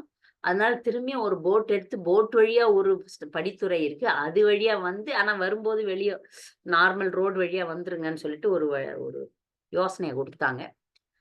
அந்த யோசனையில பல சிக்கல் வந்துடுச்சு எங்களுக்கு. எல்லாருக்கும் எப்போ பகவானை தரிசிக்கணும்னு நேரம் எழுதியிருக்கோ, அப்பதான் பண்ண முடியும். நாம என்ன முயற்சி பண்ணாலும். அந்த போட்ல வந்து ஆர்கியுமென்ட் பண்ணி, இப்ப நாங்க 9 பேருக்காக ஒரே ஒரு போட், ஒன்லி ஒன் வே.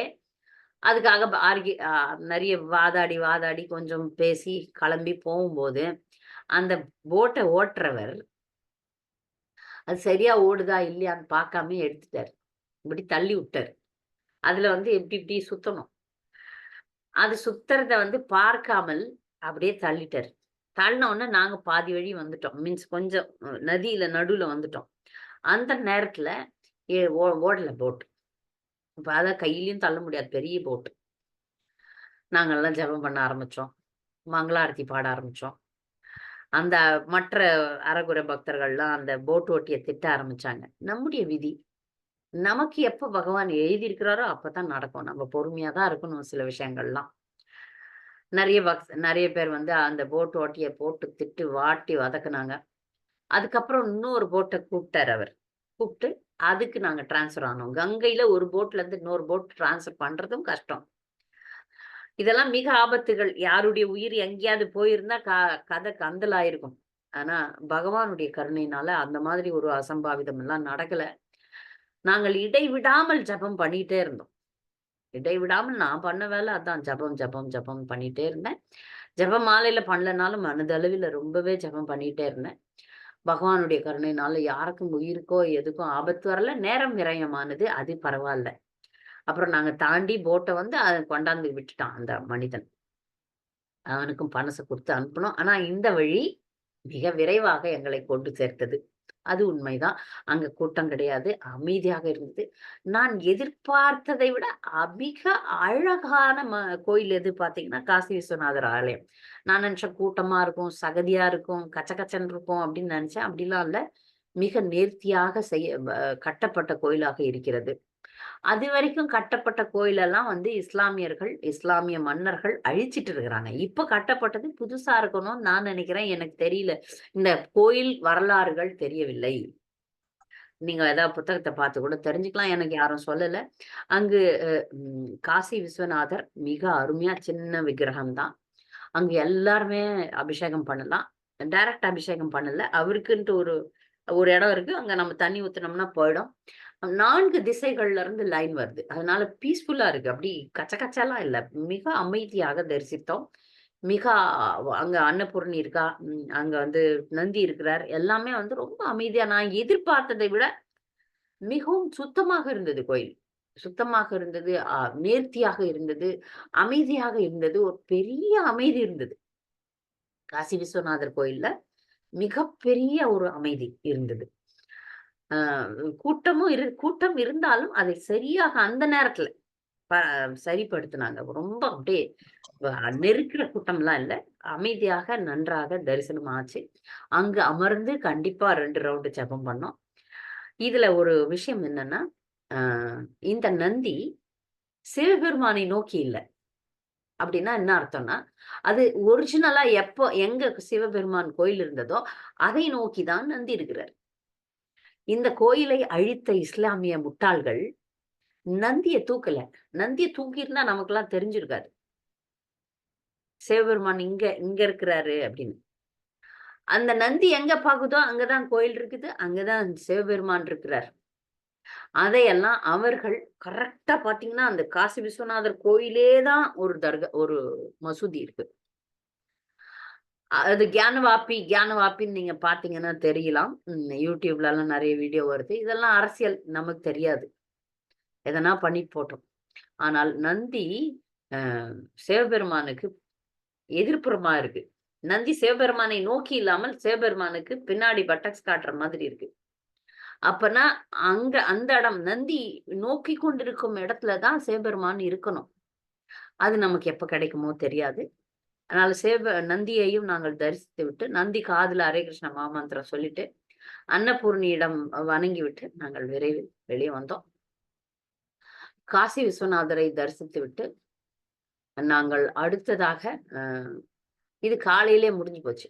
நாங்கள் வந்து பிரயாகைக்கு பயணம் செய்தோம். காசி விஸ்வநாதரை தரிசிக்க போகும்போது இந்த வேலை பண்றோம். எல்லாரும் ஃபோன வந்து ரூம்லயே வச்சுட்டு போயிட்டோம். இந்த ஃபோன சரண்டர் பண்றது, செருப்பெல்லாம் கூட நாங்க விட்டுட்டு தான் போனோம். இந்த செருப்பு, ஃபோன் 2மே பாதகம். பீட் பேக், பணம் 2 தான் வச்சுக்கணும். பக்தர்கள் கோயிலுக்கு போணும்னா 2டே விஷயம் தான். பீட் பேக், பணம். இது 2 வச்சுக்கிட்டோம்னா நமக்கு வந்து பாரம் இல்லாமல் இருக்கும். இல்லன்னா அதுக்கு நீங்க கியூ நின்னு கூட்டம் வந்து அதற்கு நமக்கு வந்து நேர விரயமாகும்.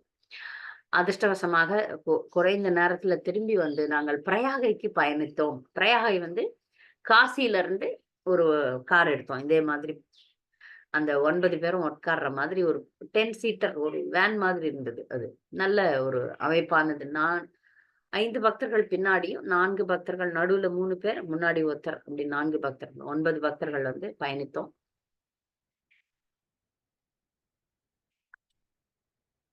பிரயாகை, அலகாபாத் அப்படின்ற ஒரு நகரத்துக்கு பக்கத்துல இருக்கு. நாங்க அலகாபாத்தோட போல. பிரயாகைக்கு மட்டுமே போனோம். பிரயாகை என்பதும் யமுனை, கங்கை, சரஸ்வதி 3ம் கூடுற இடம் தான் பிரயாகை. பிரயாகைனாலே சங்கமம்னு அர்த்தம். நதிகள் கூடும் இடம் அப்படின்னு அர்த்தம். அந்த இடத்துக்கு நாங்க போனோம். நேரா இது வந்து நதி தான் முக்கியமானது. இந்த இடத்துல வேணு மாதவர். அங்க வந்து பிந்து மாதவர். காசியில பிந்து மாதவர். இந்த இடத்துல வேணு மாதவர் தான் முக்கியமான தெய்வம். அவரை தரிசிக்கலாம். முதல்ல குளிச்சிடலான்னு பார்த்தாங்க. இந்த இடத்துல வந்து இந்த கையில ஓட்டின்னு போற போட். இந்த மோட்டார் போட் கிடையாது. காசியில மோட்டார் போட்டு. இதுல வந்து அந்த நதி வந்து அ களங்கம் அடையக்கூடாது. அதனால துடுப்பு போட்டு ஓட்டுற போட். அதனால ஒரு படகோட்டி ஒருவர் எங்களுக்கு வந்து இவ்வளோ பணம் வாங்கிட்டு போட்ல உட்கார வச்சார். அந்த போட் வந்து இம்பேலன்ஸ் தான். சின்ன போட்டு. சின்ன படகு. அதுல அமர்ந்தோம். பிரயாகைன்ற இடத்துல வந்து எங்கன்னா நதி நதியிலிருந்து நம்ம அந்த 3 நதியும் கூடுற இடத்துல குளிக்கிறது மிகப்பெரிய முக்கியம். முக்கியமான பக்தி செயல் இல்லையா? அதனால அந்த இடத்துல போய் குளிக்கணும்னு அங்க கொண்டு போனார்கள். அந்த இடம் எப்படின்னா, இறங்கி குளிக்கலாம். அந்த இடத்துல ஆனால் வேகம் அதிகமா இருக்கு. அவங்க படகுல ஒரு இடத்துக்கு கொண்டு போறாங்க. அந்த இடத்துல கங்கை, யமுனை, சரஸ்வதி வந்து குய்ய நதியாக குய்யம்னா ரகசியமா. கண்ணுக்கு தெரிய மாட்டாங்க. கங்கை வந்து அண்டர் கரண்ட்ன்னு சொல்லுவாங்க. அண்டர் கரண்ட்ன்னா, அ நதிகள் மேல ஓடும். இந்த அம்மா கீழ ஓடுவா. அது நமக்கு தெரியாது. சரஸ்வதி எங்க ஆரம்பிக்கிறாங்களோ, அங்க தான் தெரிவாங்க. அதுக்கப்புறம் அவங்க மறைஞ்சு போயிடுறாங்க. உலகத்துக்கு தெரியறது கிடையாது. சரஸ்வதி தெரியறது கிடையாது. இங்கேயும் அப்படித்தான். ஆரம்பிக்கிற இடம் மட்டும் நான் ஏதோ வீடியோல பார்த்தேன். அதனால சரஸ்வதிய பொறுத்தவரைக்கும் குய்ய நதி தான் அம்மா. அந்த 3 நதிகள் சங்கமிக்கிற இடம் தான் திரிவேணி சங்கமம். அங்கு நம்ம நீராட வேண்டும். நீராடுறதுக்கு பெண்கள் எல்லாம் இறக்கவே இல்ல எங்கள. எங்க போட்ல இறக்கல. மத்த இடத்துலலாம் இறக்குனாங்க. மத்த போட்லலாம். எங்கள இறக்கவே இல்ல. எங்கள வந்து அந்த போட்லயே உட்கார வச்சு, தண்ணி மொண்டு மொண்டு ஒரு ஆள் ஊத்துனா, ஆண்கள இறக்குனாங்க. அதனால ஆண்கள் வந்து கொஞ்சம் வேகமா புடிச்சாங்க. அந்த அந்த ஃபோர்ஸ் அந்த வேகம் வந்து ரொம்ப பயங்கரமா இருந்தது. இவ்வளவு தூரம் தான் தண்ணி இருந்தது. ஆனால் அதனுடைய வேகம் அதிகமா இருந்ததுனால பெண்கள அனுமதிக்கல. நாங்க அப்படியே தண்ணிய மட்டும் பிரதோஷனம் பண்ணி, எல்லா இடத்துலயும் தீர்த்தத்த எடுத்துட்டு வந்தேன். மீண்டும் நாங்கள் வந்தோம். வந்ததுக்கு அப்புறம் வேணுமாதவர் அங்க வந்து ஒரு ஹனுமானுடைய கோயில் இருக்கு. ஹனுமான் வந்து லங்கையை எரித்து விட்டு வந்து லங்கைய எரிச்ச உடனே உடம்புல நெறைய வெப்பம் இருக்கும்ல. அத தகிப்பதற்காக இந்த இடத்துல வந்து அப்படியே படுத்துட்டு இருக்கிறாரு. சயன திருக்கோலம் ஹனுமான்து. அப்படியே படுத்திருக்கிறாரு. அவரு அந்த அப்படியே படுத்திருக்கிறாரு. அது பூமிக்குள்ள இருக்குது. அவரை தரிசித்தோம். அதுக்கப்புறம் ராம் தர்பார் இருந்தது. அவரையும் தரிசித்து விட்டு நாங்கள் வந்து அ வேணு மாதவரை பார்த்தோம். வேணு மாதவர் கோயில் வந்து ரொம்ப சிம்பிளா இருக்கு. ஆனா அவர் அழகா தான் இருந்தார். ஒரு பூஜாரி இருந்தார். அங்க வந்து 3:30, 4 மணி இருக்கும். அப்ப தரிசனம் கிடைச்சது. எங்களுக்கு வந்து பிரயாகையிலும் மதிய பிரசாதம் கிடைக்கல. பிரயாகை கோயில் இருக்கு. இஸ்கான் கோயில் இருக்கு. அங்கு வந்து அது ஏதோ ஒரு காரணத்தினால பக்தர்கள் எங்களுக்கு பிரசாதத்தை எடுத்து வைக்கவில்லை. நாங்க சொல்லி முன்னேற்பாடா சொல்லி தான் வச்சிருந்தோம். ஆனால் எங்களுக்கு வந்து அன்னைக்கும் வந்து பெரும்பான்மையான நாட்கள்ல காலையில, மத்தியானம் பட்னி. சாயங்காலம் மட்டும் தான் எங்களுக்கு மாலையில மட்டுமே பிரசாதம் கிடைத்தது. ஆனாலும் நாங்க தாங்கிக் கொண்டோம். பிரயாகையிலிருந்து மீண்டும் கிளம்பி காசிக்கு வந்து, காசியில ஓய்வெடுத்து, காசியில தான் பிரசாதம் பண்ணிட்டு குடுக்குறாங்களே, இறைவு குடுத்துட்டாங்க. மறுநாள் காலையில இத சொன்ன உடனே அந்த பக்தரால தாங்கவே முடியல. நீங்க எனக்கு சொல்லியிருந்தா நான் அங்கேயே அனுப்பியிருப்பேன். எங்களுக்கு நெறைய ஆட்கள் இருக்கிறாங்க. எல்லா இடத்துலயும் பிரசாதம் தரக்கூடிய பக்தர்கள் இருக்கிறாங்க. நாங்கள் உங்களை தொல்ல பண்ணக்கூடாதுன்றதுனால சொல்லலன்னு சொன்னேன். அதனால மறுநாள் காலையில எங்களுக்கு 5 மணிக்கு ட்ரெயின் போறோம். நாங்க 5 மணி ட்ரெயின்ல இருக்கிறோம். அந்த மணிக்கு வந்து சுட சுட பிரேக்ஃபாஸ்ட் குடுத்துட்டாங்க. அது ஒரு பக்தர்களுடைய கருணைன்னு சொல்லலாம். அந்த ட்ரெயினுக்கே எடுத்துன்னு வந்து அந்த தலைவர் எடுத்துன்னு வந்து குடுத்தார். அவர் மிகப்பெரிய தலைவர். இத்தன இளம் அ ஆண்மகன்களை கவனிக்கிற பிரபுக்கள கவனிக்கிற ஒரு தலைவர். சின்னவர் தான். அவரும் வயசு கம்மி தான்.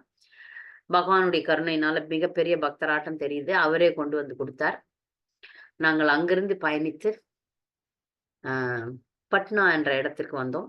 தமிழ்ல பாட்னான்னு சொல்றாங்க. ஆங்கிலத்துல பட்னான்னு சொல்றாங்க. பாட்னா வரதுக்கு காரணம் வந்து கயா. பாட்னால வந்து இஸ்கான் இருக்கு. மிகப்பெரிய இஸ்கான் கோயில் இருக்கு. அங்கு தான் தங்குமிடம் வச்சிருக்கோம். இந்த இடத்துல மட்டும் என்னுடைய கணவர் நெறைய நாள் போட்டார். ஏன்னா, அ நம்ம ஏகாதசி வருது. தங்கிட்டு போலாம் அப்படின்றதுனால, என்னுடைய கணவர் கொஞ்சம் நாட்கள அதிகப்படுத்தினார். அதனால இஸ்கான்ல வந்து எந்த இடத்துலலாம் இஸ்கான் இருந்ததோ, அங்கெல்லாம் நாங்க மங்கள ஆரத்தி செய்தோம். முக்கியமா லக்னோல பண்ணோம். லக்னோல வந்து மங்கள ஆரத்தி, அங்க ஒரு அந்த சென்டர் வளர்ச்சி அடையாத ஒரு சென்டர்ன்றதுனால அங்க குறுகிய ஒரு 4, 5 பக்தர்கள் தான் வந்திருந்தாங்க மங்களாரத்திக்கு. அதுல யாரும் இல்லாதனால நான் பாடினேன் மங்களாரத்தி முழுக்க. ஆம், இந்த இடத்துல பட்னாலயும் வந்து துளசி பூஜை என்னுடைய கற்பனையில கூட என் மாயாப்பூர்ல எங்களுக்கெல்லாம் வந்து வாய்ப்பு கிடைக்காது. ஏன்னா மாயாப்பூர்ல வந்து பக்தர்கள் அதிகம். அதனால துளசி ஆர்த்தி இந்த 10 ஆண்டுகள்ல ஒரு முறை தான் எனக்கு துளசி ஆர்த்தி செய்யும் பாக்கியம் கிடைச்சது. இங்க தினமுமே குடுத்தாங்க. பட்னால வந்து தினமும் துளசி ஆர்த்தி நீங்க பண்ணுங்க மாதாஜின்னு சொல்லி ஒரு மாதாஜியார் அங்கு வளர்ந்து கொண்டிருக்கும் கோயில். ஆனால் மிகப்பெரிய அளவில் வளர்ந்து கொண்டிருக்கிறது. கௌரனி தாயார், ராதாகிருஷ்ணர், லலிதா விசாகா, ராம் ராம் சீதா லக்ஷ்மண ஹனுமான் விக்கிரகங்கள். மிக அழகான கெஸ்ட் ஹவுஸ். கோவிந்தாஸ் இருந்தது. நெறைய நெறைய லோக்கல் மக்கள் வருகிறார்கள். பிரச்சாரத்துல வளர்ந்து கொண்டிருக்கும் ஒரு கோயில். அங்க வந்து இரவு இரவு வந்து சேர்ந்தோம். பிரசாதம் சாப்பிட்டுட்டு படுத்தோம். மறுநாள் கயாவுக்கு புறப்பட்டோம். கயாவுக்கு புறப்படுறதுக்கு என்னுடைய கணவர், என்னுடைய மகன் இருவரும் சிக்காயிட்டாங்க. அதனால அவர்கள விட்டுட்டு தான் போனேன். முக்கியமான இடம். இந்த இடம் ஏன் முக்கியமானதுன்னா, சைத்தன்ய மகாபிரபு இங்கு தான் வந்து தன்னுடைய தந்தைக்கு பிண்டதானம் செய்ய வரப்போறேன் அப்படின்னு சொல்லிட்டு வந்தார். தந்தைக்கு பிண்டதானம் செய்ய வர்றது ஒரு சாக்குதானே தவிர, முக்கியமாக அவருடைய குருதேவராகிய ஈஸ்வரபுரியை சந்தித்து தீட்சை பெறுவதற்காக தான் வந்தார் கயாக்கு. அதே போல இந்த இடம் நமக்கும் முக்கியமானது. வாழ்க்கையில ஒரு நாள் கண்டிப்பா போணும்ன்ற முக்கியமான ஸ்தலம் இது. அடிக்கடி பக்தர்கள் கேட்கிற கேள்வி என்னன்னா, பக்தர்களுக்கு இந்த கர்ம காண்டம்லாம் தேவையா? அப்படின்னு ஒரு கேள்வி வரும். செய்யணுமா? கர்ம காண்டம்லாம் செய்யணுமா? நம்முடைய முன்னோர்களுக்கெல்லாம் நம்ம பிண்டதானம் செய்யணுமா? அப்படின்னும்போது, நான் பலமுறை வகுப்புகள்ல சொல்ற விஷயம் என்னன்னா, நாம கிருஷ்ண உணர்வுல செய்யணும். அவ்வளவுதான். ஏன்னா நாம வந்து நான் செய்ய தேவையில்லை அப்படின்ற உச்சகட்ட சன்னியாசியோ, உத்தம அதிகாரிகளோ கிடையாது. நம்ம உத்தம அதிகாரிகள் கிடையாது. நம்மலாம் சாமானியமான பக்தர்கள். நாம இந்த பிண்டதானத்தை நம்முடைய முன்னோர்களுக்கு செய்ய வேண்டிய இந்த ஈமக்கிரியைகளை கிருஷ்ண உணர்வுல செய்யணும். அவ்வளவுதான். இதுதான் என்னுடைய அறிவுரை. பக்தர்கள் இத நல்லா புரிஞ்சுகிட்டு செய்யணும். நம்ம முன்னோர்களுக்கு பிண்டதானமோ, அர்ப்பணமோ, காரியமோ, தெவஷமோ செய்யணும். ஆனா கிருஷ்ண உணர்வுல செய்யணும். பிரசாதம் படைச்சு, அத கிருஷ்ணருக்கு நெய்வேத்தியம் பண்ணிட்டு, வீட்ல கீர்த்தன் வச்சு பக்தர்களுக்கு சாப்பாடு போடணும். இதான் நமக்கு செய்யக்கூடிய காரியங்கள். சரி கயைக்கு சென்று என்ன செய்யணும்னா, நாம் ஜெபம் ஹரே கிருஷ்ண ஜெபம் செய்து கொண்டு, அவர்களுக்கு வந்து பிண்டதானம் செய்து, அது வந்து விஷ்ணு பாதம் தான். கயையில இருப்பது நாம் செய்யக்கூடியது என்னுடைய முன்னோர்களுக்கு கிருஷ்ண பக்தி கிடைக்க வேண்டும். அப்படின்றது தான் நம்முடைய பிரார்த்தனையாக இருக்க வேண்டும். அதன் பிரகாரம் நாங்க வந்து ஒரு மற்றவர்கள்லாம் பிரிஞ்சு போயிட்டாங்க. மற்ற கப்பில்லாம். நாங்க வந்து 2 குடும்பங்கள் தான் அந்த தமிழ் குடும்பங்கள். என்னோட வந்த நம்முடைய வகுப்புல வரக்கூடிய பக்தர் மாதாஜி, அவருடைய கணவர், நான் 3 பேர் தான் போனோம் கயைக்கு. அ அவர்கள் வந்து நான் எந்த ஒரு திட்டமே இல்லாம போனேன். நீங்க இனி போறதா இந்த மாரி ஒரு திட்டத்த எடுத்துட்டு போலாம். அங்க சொல்றாங்க, எனக்கு வந்து அந்த இடத்துல நான் பக்தர்களை கொண்டு தெரிந்த பிராமணர்களை பிடிக்கலான்னு போனேன். அது சாத்தியமே வரல. என்னுடைய கணவர் ஃபர்ஸ்ட்டு சிக் ஆனதுனாலயே நான் வந்து டவுன் ஆயிட்டேன். நெறைய பக்தர்கள கேட்டேன். ஒரு பக்தர் முயற்சி பண்ணார். ஒரு நல்ல பிராமணரை கண்டுபிடிக்க முடியல. சரி, நாங்க அப்படியே போயிட்டோம். கிருஷ்ணர நம்பியே போனோம். ஒரு பக்தர் யாரோ ஒரு பூஜாரி வந்தார். "இவ்வளோதான் பணம். நான் செய்றேன்" அப்படின்னு சொல்லி கொண்டு போனார். நாங்களும் வேற வழி இல்ல. கிருஷ்ணர் யார காட்டுறாரோ அவர் பின்னாடி போலாம் அப்படின்னு சொல்லிட்டு, அவர் வந்து ம் 2 அவங்க கணவன், மனைவி அவங்க குடுத்தாங்க பிண்டதானம். நான் வந்து நானும் குடுத்தேன். இந்த பிண்டதானத்தை பொறுத்தவரைக்கும் கயையில நாம நமக்கே கூட குடுத்துக்கலாமா? இதெல்லாம் நான் கேள்விப்பட்டது தான்.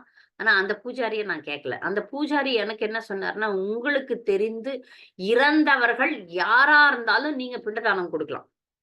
நீங்க பெண்ணா இருக்கலாம். நான் பெண். பொதுவா பிண்டதானம் ஆண் தான் குடுக்கணும். அந்த இடம் மட்டும் ஒரு எக்செப்ஷனல் ஒரு விதிவிலக்கான ஒரு இடம். யாருக்கு வேணா குடுக்கலாம். அவ்வளவுதான். அதனுடைய தத்துவத்தின்படி நான் வந்து எனக்கு தெரிந்தவர்கள் யாரெல்லாம் நாம வந்து பொதுவா அந்த இடத்துக்கு நீங்கலாம் போறீங்கன்னா, இனிமேல் போறீங்கன்னா, தயவுசெய்து யாருக்கு குடுக்கணுமோ அவங்கள எழுதி வச்சுன்னு போயிடுங்க. சில நேரத்துல நான் அங்க முடிச்சதுக்கு அப்புறம், அடடா! இவங்கள விட்டுட்டனே, அடடா! அவங்கள விட்டுட்டனேன்னு மறந்து கஷ்டமா இருந்தது. முக்கியமானவர்களுக்கு குடுத்துட்டேன். குடுத்தோம். அத கொண்டு போய் அங்க நான் சொன்ன மாதிரி 3 இடத்துல விஷ்ணு பாதம் இருக்கு. அந்த இடத்துல விஷ்ணு பாதம் இருக்கு.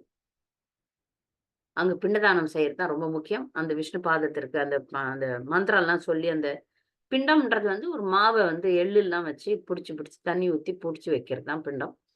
மந்திரங்கள சொல்லி, இந்த இன்னார் குறிப்பிட்ட இந்த இறந்தவர்கள் அவங்களுடைய கோத்திரம் அவங்களுக்கு நாம குடுக்குறது. நாம வந்து அவங்க பசித்திருப்பார்கள். பசித்திருப்பது என்பது என்னன்னு பார்த்தீங்கன்னா, அந்த ஜீவராசிகள் அவங்க செய்த பாவங்களால சிக்கிக் கொண்டிருக்கலாம்.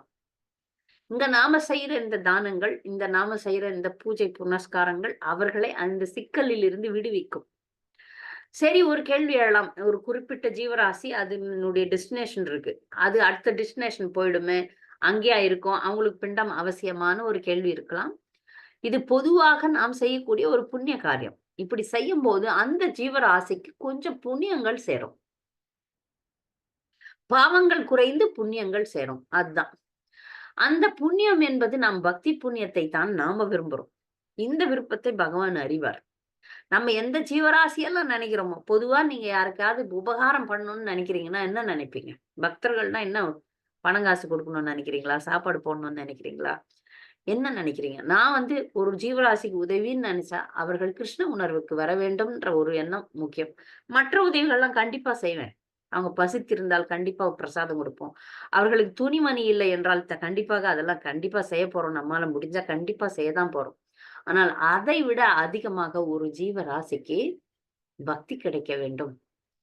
அவர்கள் இந்த பௌதிக வாழ்க்கை உபயோகமற்றது. இதை விடுத்து பகவானை சென்று அடைய வேண்டும், பக்தர்களாக மாற வேண்டும் என்ற அறிவ இந்த தானத்தை நாம குடுக்குறது, எந்த ஒரு தானத்துக்கும் ஈடே ஆகாது. ஈடே ஆகாது. இததான் நாம செய்யணும். அததான் நான் ஒரு ஜீவராசிக்கும் வேண்டிக் கொண்டேன். அவ்வளவுதான் நான் செய்ய முடியும். ஏன்னா ஒவ்வொரு ஜீவராசியும் என்னென்னவோ பாவத்த பண்ணிட்டு எங்கெங்கேயோ சிக்கிக் கொண்டிருக்கிறது.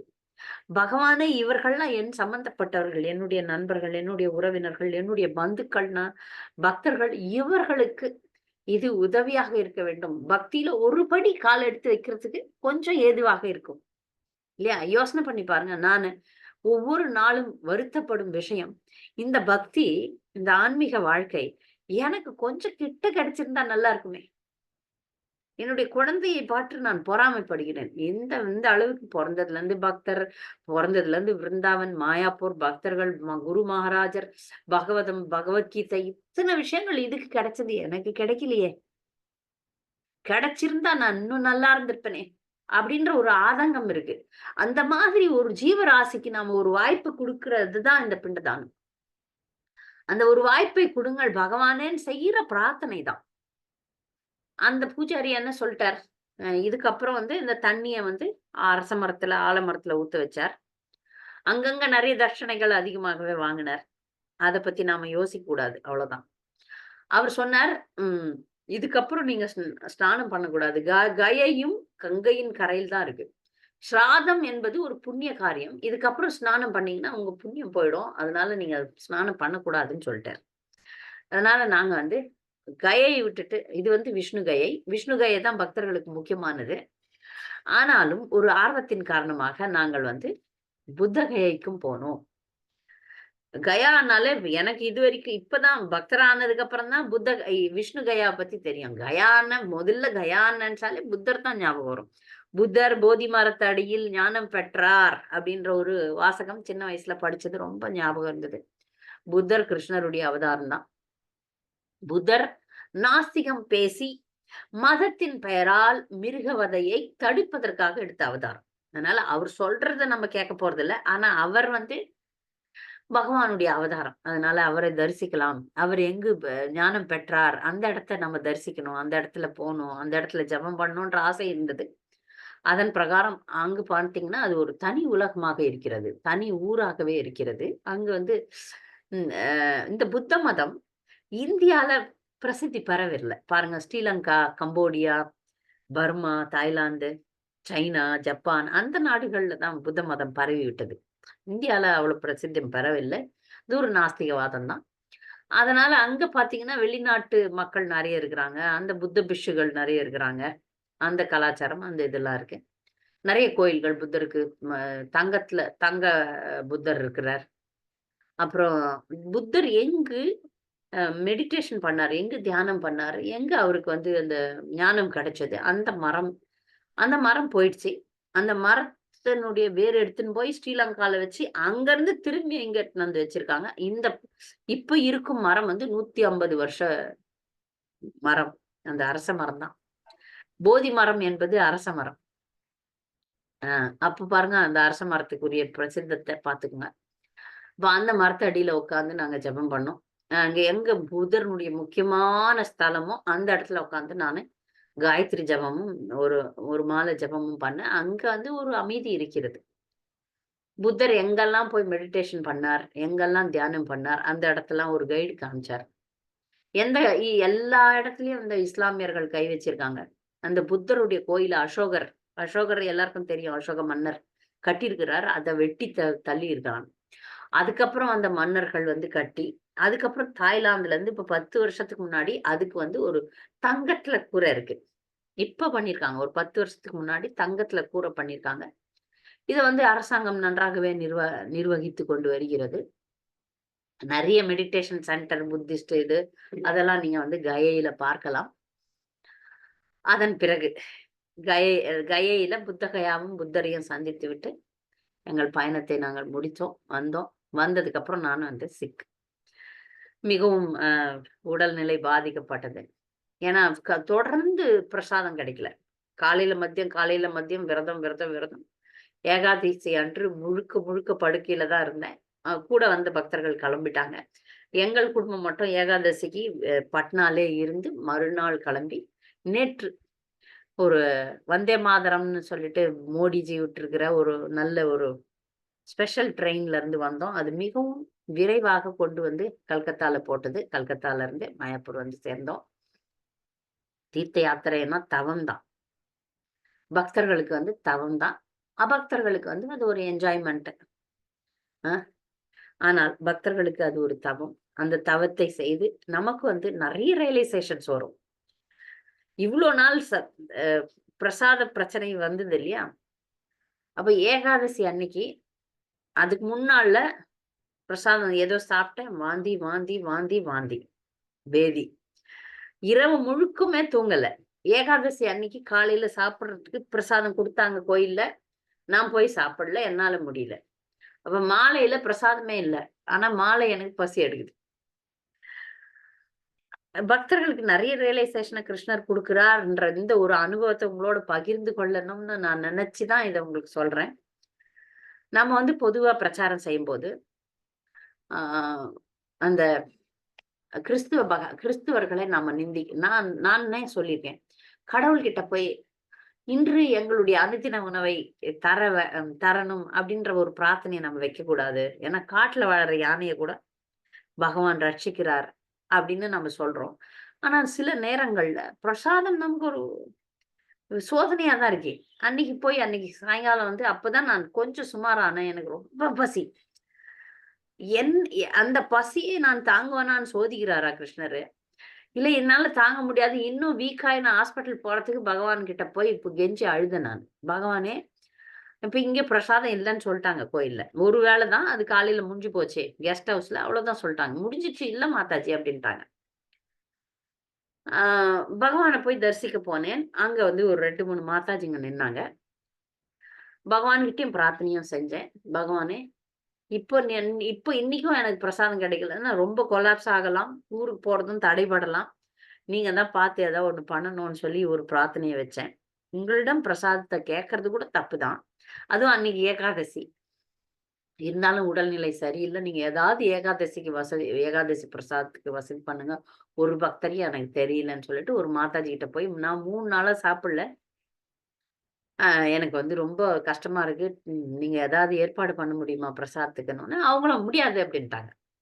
இல்ல மாதாஜி பிரசாதம்லாம் இங்க கிடைக்காது. வேணா போய் கோவிந்தாஸ்ல நார்மல் தான் போடுறாங்க. ஏகாதசி கிடையாது.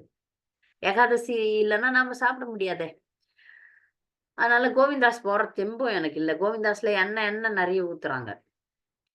அத சாப்பிட்டுட்டு தான் நெறைய வாந்தி ஆச்சு. சரி சொல்லிட்டு பகவானுடைய இந்த கோயில்ல வந்து உட்கார்ந்துட்டேன் என்னால நிக்க கூட முடியல. உட்கார்ந்து நான் ஜெபம் பண்ண ஆரம்பிச்சேன். பகவானே பரவால்ல. நீங்க என்ன நினைக்கிறீங்களோ அது நடக்கட்டும் அப்படின்னு சொல்லிட்டு ஒரு 2 மாலை ஜெபம் பண்ணேன். அந்த மாதாஜி ஓடி வந்தாங்க. வாங்க, வாங்க அப்படின்னு சொல்லிட்டு. எங்க இருந்தோ எப்படி புடிச்சாங்கன்னு தெரியாது. கொஞ்சோண்டு என்னுடைய வயிறு ரொம்பரும் அவ்ளோ துண்டு பிரசாதம். அவ்ளோ பிரசாதம். ம். அப்புறம் அந்த தாமரை ம் இ தாமரை அது அது மக்கானான்னு சொல்லுவாங்க. தாமரை விதையில செய்யக்கூடிய ஒரு பொரி. அது, கொஞ்சம் வேர்க்கடல, ஒரே ஒரு ஜவ்வரிசியில செஞ்ச வடை, ஒரு சின்ன பூரி. அத கொண்டாந்து குடுத்து, "நாங்க சாப்ட்டுருங்க." அது எனக்கு போதுமாக இருந்தது. ஏன்னா, அவ்ளோ பெரிய ஃபாஸ்டிங்லயே நெறையவும் சாப்பிட முடியாது.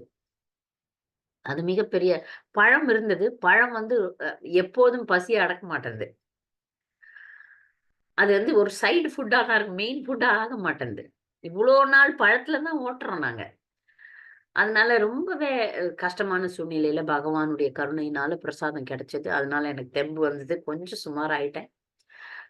என்னுடைய கணவர் மோர் வாங்கி குடிச்சாரு. எங்கருந்தோ அந்த மோருக்கு மோர் வாங்கி குடுத்தார். அன்று இரவு வந்து அங்கேயே இருந்துவிட்டு மறுநாள் காலையில கிளம்பி வந்தோம். அதனால நம்முடைய இப்ப தீர்த்த யாத்திரையில பல விஷயங்கள நம்ம பணம் மூலம் சாதிக்கலான்னு நெனச்சா கூட முடியாது. பகவானுடைய கருணை இருந்தா தான், நான் பணம் குடுத்து சாப்பிட்டுக்கிறேன் கோவிந்தாஸ்ல அப்படின்னு நெனச்சா கூட அது முடியாது. பகவான் கருணை இருந்தா தான் அது சாத்தியமாகும். பகவானுடைய கருணை இருந்தது. அதனால தான் சரியான புரிதல்களும் மண்டையில ஏறுது. எல்லா தீர்த்த புண்ணிய நதிகளையும் கொண்டாந்துருக்கேன். யாராவது பக்தர்கள் வந்தீங்கன்னா குடுப்பேன். அ நீங்கள் இனி யாத்திரைக்கு போணும்னா, சரியான பக்தர்களோட போணும். பகவானை பற்றி கேட்க வேண்டும். மனதை பகவானுடைய திருவடியில வைக்கணும். அதுதான் உண்மையான குறிக்கோளாக இருக்க வேண்டும். வேறு விஷயங்கள்ல இப்போ உதாரணமா அந்த படகோட்டி சரியா ஓட்டல படகை லேட் பண்ணிட்டான்னு அவர் மேல எல்லாரும் திட்ட ஆரம்பிச்சாங்க.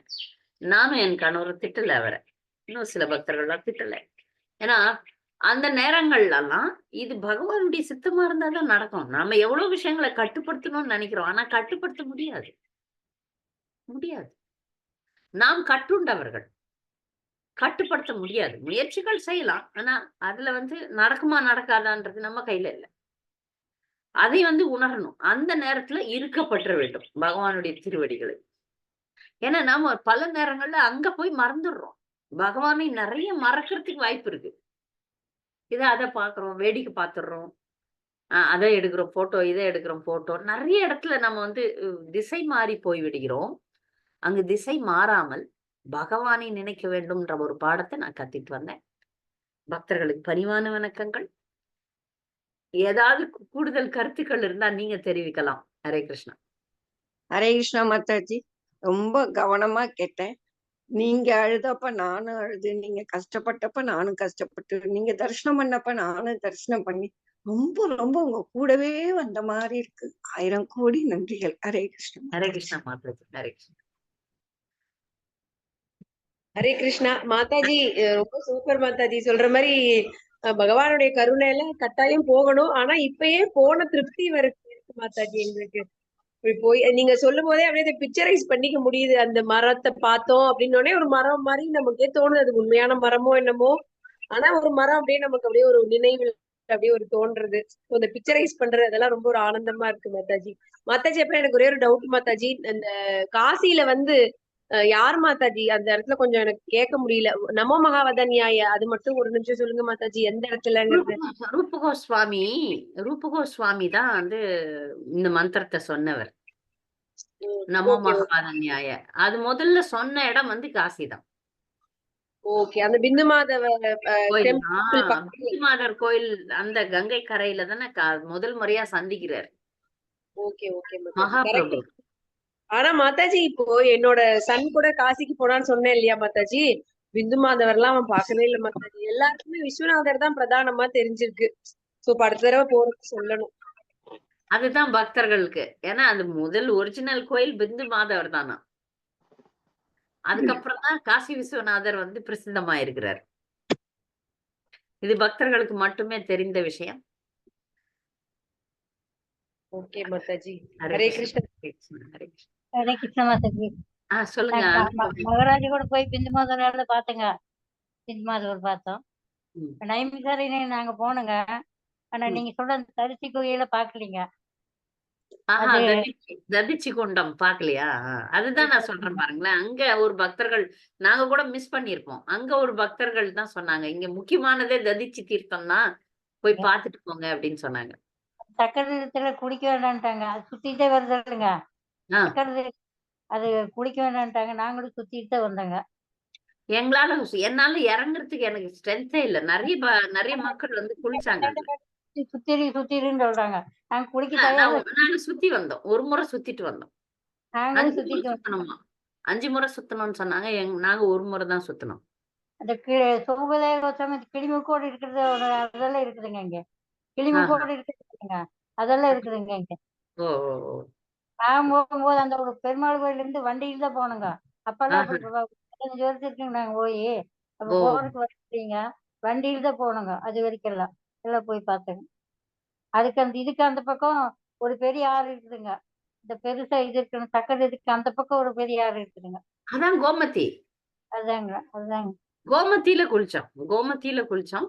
ஆனா சரி. இந்த பிரம்ம தீர்த்தம், சக்கர தீர்த்தத்துக்கு வரும்போது எங்களுக்கு வந்து திரும்பியும் குளிக்கணுமான்னு அதுவும் அந்த கூட்டம் வந்து பண்றது இந்த மாஸ் சைக்காலஜின்னு பார்க்கணும். ரொம்ப அழுக்கு பண்ணி அங்க கச்ச கச்ச பண்ணிட்டாங்கன்னா, நமக்கு வந்து அந்த குளிக்கிறதுக்கு எக்ஸ்ட்ரா எனர்ஜி வேணும்ல. தவம் அது. அது இல்ல எல்லாரும் சோர்ந்துட்டோம். ஆனா ஒரு பக்தர் மட்டும் குளிச்சுட்டாரு. நான் எல்லாத்துலயும் குளிக்கிறதுக்கு தானே வந்தேன். இதுக்காக தான் நான் சுவிஸ்ல இருந்து வந்தேன்னு அவருக்கு மட்டும் குளிச்சாரு. நாங்க விட்டுட்டோம். தெம்பு வரல. அதனால விட்டுட்டோம். அப்படியே தண்ணி எடுத்து தெளிச்சுட்டு அந்த எல்லா தண்ணியும் கொஞ்சம் கொஞ்சம் எடுத்துன்னு வந்தேன். நீங்க காட்சி போட்டு எனக்கு தெரியல. கைவலின்னு சொன்னீங்களா? நான் ஒரு 40 பேர் எழுதிட்டு போனேங்க. பிண்டம் கொடுக்கறதுக்கு. இங்கிருந்து பேப்பர்ல எழுதிட்டு போனேங்க. நாங்க காசியில குடுக்கல. நான் கயால தானுங்க. விஷ்ணு பாதத்தில் தான். அங்க குடுக்கறதுக்கு எழுதிட்டு போயிருந்தேங்க பேரெல்லாம். ஓ! அது அப்படி நல்லது சொன்னாங்க. மாதாஜி. அந்த மாதிரி தான் எழுதிட்டு போணும். எழுதிட்டு போயிருந்தேங்க. அந்த மாதிரி தான் எழுதிட்டு போணும். நல்லது. ஆமாங்க. ம். ஹரே சரிங்க கிருஷ்ண மாதாஜி. மாதாஜி. ஹரே கிருஷ்ணா. சொல்லுங்க மாதாஜி சரஸ்வதி. இந்த ததீச்சி முனிவர்னு சொன்னீங்கல்ல மாதாஜி, ஆமா. அவருடைய எலும்புகளை யாருக்கு வஜ்ராயுதம் செய்ய கொடுத்தார் மாதாஜி? இந்திரன். இந்திரன். ஓகே அம்மா மாதாஜி. இதெல்லாம் நம்ம படிச்சுட்டோமே. விருத்தாசுரனை கொல்றதுக்காக கொடுத்துடுங்க. விருத்தாசுரன். 6வது விருத்தாசுரனை காண்டம். கொல்றதுக்காக அவர் கொடுத்தாரு. 6வது காண்டம். நீங்கெல்லாம் 5வது காண்டத்துல இருந்து தானே சேர்ந்தீங்க. என்னோட 6வது காண்டத்துல இல்ல இருந்து மாதாஜி, சேர்ந்தீங்க. ஆறுல பாதியில இல்ல, ஆறுல விட்டீங்களா? படிச்ச மாதிரி ஆறுல விருத்தாசன் பாதிதான். கதையில தான் சேர்ந்தோம். 6வது காண்டத்துல தான் பாதி. அதான்.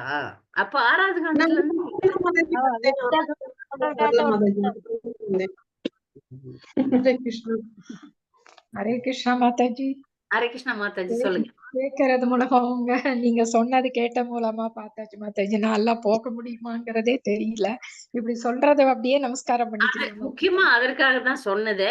பக்தர்களுக்கு வந்து மாதாஜி போயிருக்காங்களே அப்படின்ற ஒரு ஆர்வம் நிறைய பக்தர்கள் கேட்கவே ஆரம்பிச்சாங்க. நான் சொன்னேன் நான் வகுப்பா கொடுத்துடுறேன். யாரெல்லாம் பக்தர்கள் கேட்கணுமோ அவங்க எல்லாம் கேட்டுக்குங்க அப்படின்னு சொல்லிட்டு.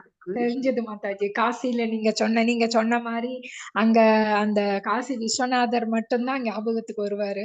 ஆனா இன்னும் நீங்க பிந்து மாதவர் இன்னும் அந்த ஸ்டூடெண்ட்ஸ் எல்லாம் இஸ்கான் குழந்தைங்க எல்லாம் வச்சிருக்காங்கங்கிறது ஒரு புதுசான விஷயம் மாதாஜி. சொல்லலாம் இன்னும் நிறைய பேர் ஏதாவது குழந்தைகள் படிக்கணும்னால காசில எனக்கு ஒரு ஆசை வந்தது. பக்தர்களுடைய ஆசீர்வாதம் இருந்தா என் குழந்தைய காசியில அமைச்சு காலேஜ் படிக்க வைக்கலான்ட்டு. அங்க இருக்கிற பக்தர்கள்ட்டையும் கேட்டுட்டேன். நீங்க பாத்துக்கிறீங்கன்னு சொன்னீங்கன்னா நான் இங்க காலேஜ் போட்டுடுறேன்னு. உடனே ஒரு ஸ்டூடெண்ட்டை வச்சு அவர் கனெக்ட் பண்ண வச்சுட்டாரு. என்னென்ன படிக்கணும், எதுக்கு எப்படி அப்ளை பண்ணணும் அதெல்லாம் சொல்லி கொடுத்திருந்தாரு. அந்த மாதிரி ஒரு பாக்கியம் கிடைச்சா நல்லதுதான். எப்படி பகவான் விடுவாரு. ஏன்னா அது ரொம்ப நல்ல சேத்திரம். காசி வந்து நான் நினைச்சேன் டெமிகாட்ஸ் அப்படிதான் நினைச்சோம். ஆனா அப்படி இல்ல. அங்க சமஸ்கிருத யூனிவர்சிட்டிஸ் எல்லாம் நிறைய இருக்கு. எனக்கு தெரிஞ்ச ஒரு பக்தர் வந்து அங்க படிச்சாங்க. ஒரு மாதாஜி படிச்சாங்க அங்க. அது என்ன PhD படிச்சாங்க. அங்க சமஸ்கிருத கல்லூரியில ஒரு மாதாஜி படிச்சாங்க. நம்ம குருகுலத்துல எப்படி சொல்லி கொடுப்பாங்களோ அதே மாதிரியே காலேஜ்லயும் சொல்லி கொடுப்பாங்களா அப்படி மாதாஜி? இல்ல மாதாஜி. நார்மல் இல்ல நார்மல் கல்லூரிகள் அங்க நல்லாவே இருக்கான் காசில சிட்டி. சரிங்களா? அதுல நம்ம இஸ்கான் இயக்கத்தினுடைய யூத் போரம் அங்க இருக்கு. சரி. நல்லா புரிஞ்சுக்கங்க. நிறைய சிட்டிஸ் இந்தியால இருக்குமா, அதுல எல்லாம் எல்லா இடத்துலயும் இஸ்கான் ஃபோரம் இருக்கான்னு தெரியல. அந்த இடத்துல இஸ்கான் நல்லா வளர்ந்துடுச்சு. இந்த இளம் பக்தர்களுக்கு வழிகாட்டக்கூடிய இஸ்கான் 3 இயக்கம் இருக்கு. 3 சென்டர் இருக்குன்னு வச்சுக்கோங்களேன். ஹாஸ்டல் மாதிரி நடத்துவாங்க. ஒரு நிமிஷம். அது சத்தம் போடுறவங்களை நிறுத்தி விட்டுறேன். அதாவது எல்லா நகரங்களிலும் பெரிய பெரிய நகரம், கல்கத்தா எடுத்துங்க, பெங்களூர் எடுத்துங்க, சென்னை எடுத்துங்க, அங்கெல்லாம் வந்து இந்த இளம் பொடியர்கள், இளம் ஆண் மகன்கள்லாம் படிக்கணும். பெண்களுக்கும் இருக்கு. காசியில பெண்களுக்கும் இருக்கு. இப்போ ஒரு பெண்ணு படிக்கணும் அப்படின்னு நினைச்சா நம்ம பக்தர்கள்னா எங்க போய் சாப்பிடுறது, எங்க சத்சங்கம் எடுத்துக்கிறது? இப்போ இஸ்கானுடைய ஏற்பாட்டுனால இந்த மாதிரி சிட்டில எல்லாம் வந்து சென்டர்ஸ் இருக்கு. அவங்க வந்து ஹாஸ்டல் நடத்துறாங்க. ரூம் இருக்கும், சாப்பாடு இருக்கும், கோயில். அதே கோயில். உங்களுக்கு கோயில்ல என்னென்ன நடக்குமோ அதெல்லாம் உங்களுக்கு நடக்கும். கைடன்ஸ் இருக்கும். சரி சரி சரி. எவ்வளவு அப்ப ஒரு படிக்க வசதி. வைக்கிறதுன்னா அங்க படிக்க வைக்கலாம், தடுமாறாம இங்க ஆமா படிக்க. ஆமா. அப்ப வந்து பாத்தீங்கன்னா அந்த குழந்தைக்கு சத்சங்கம் கிடைச்சிரும், பிரசாதம் சாப்பிட்டுரும், தங்குற இடம் கிடைக்கும். ம். அது நல்லது தானே. ஆமா இது ஆமா பௌதிகம் தான். ஆனா அந்த பௌதிகத்துல ஒரு நன்மை இருக்கு. சரி, அது ஆமா திசை மாறாம இருக்கும். ஆமா மாதாஜி, இது நல்ல ஐடியா தான் அந்த மாதாஜி. வசதி எல்லாருக்குமே தெரியுமா என்னன்னு தெரியல. எல்லா இஸ்கான் எல்லா சிட்டிஸ்லயும் இருக்கு. நீங்க பெங்களூர்ல இருக்கு, பெண்களுக்கு கூட இருக்கு. பெங்களூர், சென்னை இந்த மாதிரி இடத்துல எல்லாம். அப்போ அங்க வந்து மூத்த பக்தர்கள்லாம் வழி நடத்துறாங்க. அப்போ இந்த ஆண் மகன்களை வழி நடத்துற அந்த பக்தருக்கு ஒரு ஒரு ஒரு வருத்தமா இருந்தது. மாதாஜி, நீங்க இவ்வளவு சீனியர், உங்களை வச்சு பெண்களுக்கு எல்லாம் கிளாஸ் கொடுக்க சொல்லியிருப்பனே, நீங்க ரொம்ப நாள் தங்குற மாதிரி வந்திருக்கலாமே. ஹரிலோ. இப்பதானே பரிச்சயம் ஆகுது. அங்க நிறைய 150, 200 பெண்கள் இருக்கிறாங்களாம், இளம் பெண்கள். ஓ நான் சொன்னேன், சரி. ஆன்லைன்ல வேணா நான் கொடுக்குறேன் அப்படின்னு சொன்னேன். இல்ல வர வைங்க, நான் வரேன், திரும்ப வரேன் அப்படின்னு சொன்னேன். அதெல்லாம் தெரியல. அதெல்லாம் பெரிய ஏன்னா மிக தொலைவு இல்ல. நம்ம தொலை தூர பயணம்லாம் இனி மேற்கொள்வோமா என்னன்னு தெரியல. அவர் சொன்னாரு, பார்க்கலாம், கனெக்ஷன்ல இருக்கலாம் அப்படின்னு சொன்னேன். அந்த மாதிரி நிறைய இப்ப வழி நடத்துறதுக்கு இப்ப நமக்கு வந்து குழந்தைகள் வந்து படிக்குதுங்க, பக்தியும் பண்ணுதுங்கன்னா எவ்வளவு பெரிய விஷயம். ஆமா மாதாஜி, அது இந்த சாதமே காலம். கிடைக்குது. அதே அந்த காசியில நாங்கள் தங்கியிருந்த இடத்துல முட்டை கடையும், மீன் கடையும், பசங்க பெண்களும் ஆண்களும் அந்த அரை ட்ரௌசரை போட்டுட்டு ஒரே ஆட்டம், பைக்லயும் அதுலயும் இதுலயும் போய் கொண்டு சுத்தி கொண்டு இருக்குதுங்க. அங்க கெட்ட பசங்களும் இருக்கிறாங்க. இந்த காலேஜ் பக்கம்லாம் நீங்க போய் பாருங்களேன் எப்படி இருக்கிறாங்கன்னு. இந்த மொபைல் ஆமா வச்சுட்டு. ஆனா அந்த சூழ்நிலையில ஒரு இப்ப பாலைவனத்துல ஒரு சோலைவனம் மாதிரி, இந்த மாதிரி பௌதிகமான இடத்துல ஒரு குழந்தை நான் நல்லா பக்தி பண்ணணும், அதே சமயத்துல நான் படிச்சு முன்னேறணும்னு நினைச்சதுன்னு வச்சுக்கோங்க, அதுக்கு வசதி. ரொம்ப ஆச்சரியமா அதுங்க இருக்கு. வந்து தனித்து நல்லா வந்துரும். இந்த காசில நான் பார்த்துட்டு எனக்கு ரொம்ப ஆச்சரியமா இருந்துச்சுப்பா. குழந்தைங்களுக்கு இப்படி ஒரு வசதி இருக்கு. அங்க வந்து பெரிய பெரிய யூனிவர்சிட்டிஸ் இருக்கு. அங்க காலேஜ் எல்லாம் நல்ல நல்ல காலேஜ் எல்லாம் இருக்கு. சரி சரி. அதனால அதனால எனக்கு ஒரு ஆச்சரியமா இருந்தது. அதே சமயத்துல அது புண்ணியத்தலம். அந்த பக்தியும் முன்னேறதுக்கு ஒரு வாய்ப்பு இருக்கு. அங்க வயதான காலத்துல தான் போய் சேரணும்ட்டு அவசியம் கிடையாது. இளமையிலே போய் பிரச்சாரமும் பண்ணலாம், பக்தியும் பண்ணலாம். அங்க வந்து வயதானவர்கள் போய் அங்கே இருந்து இப்ப விருந்தாவனத்துல ஆஸ்பீஸ் அப்படின்னு ஒரு இடம் இருக்கு. ஆஸ்பீஸ் அப்படின்னா ஹாஸ்பிட்டல் கிடையாது. இவங்க செத்துதான் போறாங்க அப்படின்னு ஒரு நிலைமை வந்தவங்க எல்லாம் அதுல போய் சேர்ந்துருவாங்க. ஓ, பிருந்தாவனத்துல மாதாஜி. ஆமா, ஆஸ்பீஸ்னு ஒரு இடம் இருக்கு. அங்க இருந்துதான் கதம்பகானன் மகாராஜ் போனாரு. அப்ப அங்க வந்து எனக்கு தெரிஞ்சு ஒரு பக்தர், நான் உங்களுக்கு சொல்லியிருக்கேன் வகுப்புல. அந்த பக்தர் வந்து அவருடைய அப்பா வந்து சாகத்தான் போறாருன்னு தெரியும். அவரை வந்து பிருந்தாவனத்துல போக வைக்கணும்னு சொல்லிட்டு அவர் எப்படியோ ஃபர்ஸ்ட் கிளாஸ் ஏசி ட்ரெயின், ஏன்னா பிளைட்ல ஏத்த மாட்டான். அவர் ஆந்திரால இருந்து பிருந்தாவனத்துக்கு அவங்க அப்பாவை கொண்டு வந்து ஒரு நாள் வாழ்ந்தார் பிருந்தாவனத்துல, அப்புறம் போயிட்டாரு. அந்த ஆஸ்பீஸ்ன்றது வந்து இப்ப நீங்க சொல்ல முடியாதுல்ல, எப்ப போவோம்னு எப்படி சொல்ல முடியும்? 1 மாசம், 2 மாசம், 3 மாசம். அந்த மாதிரி ஆசிரமங்கள் காசில இருக்கு. ஓ சரி சரி. சாகரத்துக்கே வந்து இறங்கிடுறாங்களாம் காசில. அப்போ அதெல்லாம் சொன்னாங்க, அந்த பசங்க எல்லாம் சொன்னாங்க, நம்ம ஏன் சாகரத்துக்கு தான் காசி போகணுமா, பக்தியும் செய்யலாமே. இந்த இளம் சிறார்கள் எல்லாம் போய் அங்க படிச்சு அங்க பிரச்சாரம் பண்ணி வர்றவங்களுக்கு டூரிஸ்ட் கைடா கூட ஆகலாம். நல்ல பக்தி பண்ணுங்க, மாயையில இருக்காதீங்க அப்படின்னு சொல்லிட்டு இந்த குழந்தைகள் எல்லாம் நல்லா பண்றாங்க. இவங்க எல்லாம் ட்ரைனிங் பூனேல இருந்து எடுத்துக்கிறாங்க. ராதேஷ்யாம் பிரபு அப்படின்னு ஒருத்தர் இருக்கிறார். தமிழ் தான் அவர். எல்லா ம். பக்தர்களுக்கும் தெரிஞ்சிருக்கும். அவருடைய கைடன்ஸ்ல தான் இந்த இளம் சிறார்கள்லாம் பயிற்சி எடுத்துக்கொண்டு எங்களுக்கு இந்த தலைவரா இருக்கிற ஒரு வயசு 26 தான். சின்ன வயசுதான். 26 தான். அவரு இத்தனை பசங்களை வச்சு மேய்க்கிறார். பரவாயில்ல மாதாஜி, சின்ன இந்த வயசுல இத்தனை பசங்களுக்கு இப்ப 150 பசங்க ஒரு ஹாஸ்டல்ல இருக்கிறாங்க. ஒரு ஹாஸ்டல் 150 பசங்க. அந்த 150 பசங்களுக்கும் காலையில உணவு, சாயங்கால உணவு, காலையில ஆர்த்தி, சாயங்கால ஆர்த்தி எல்லாம் நடக்குது.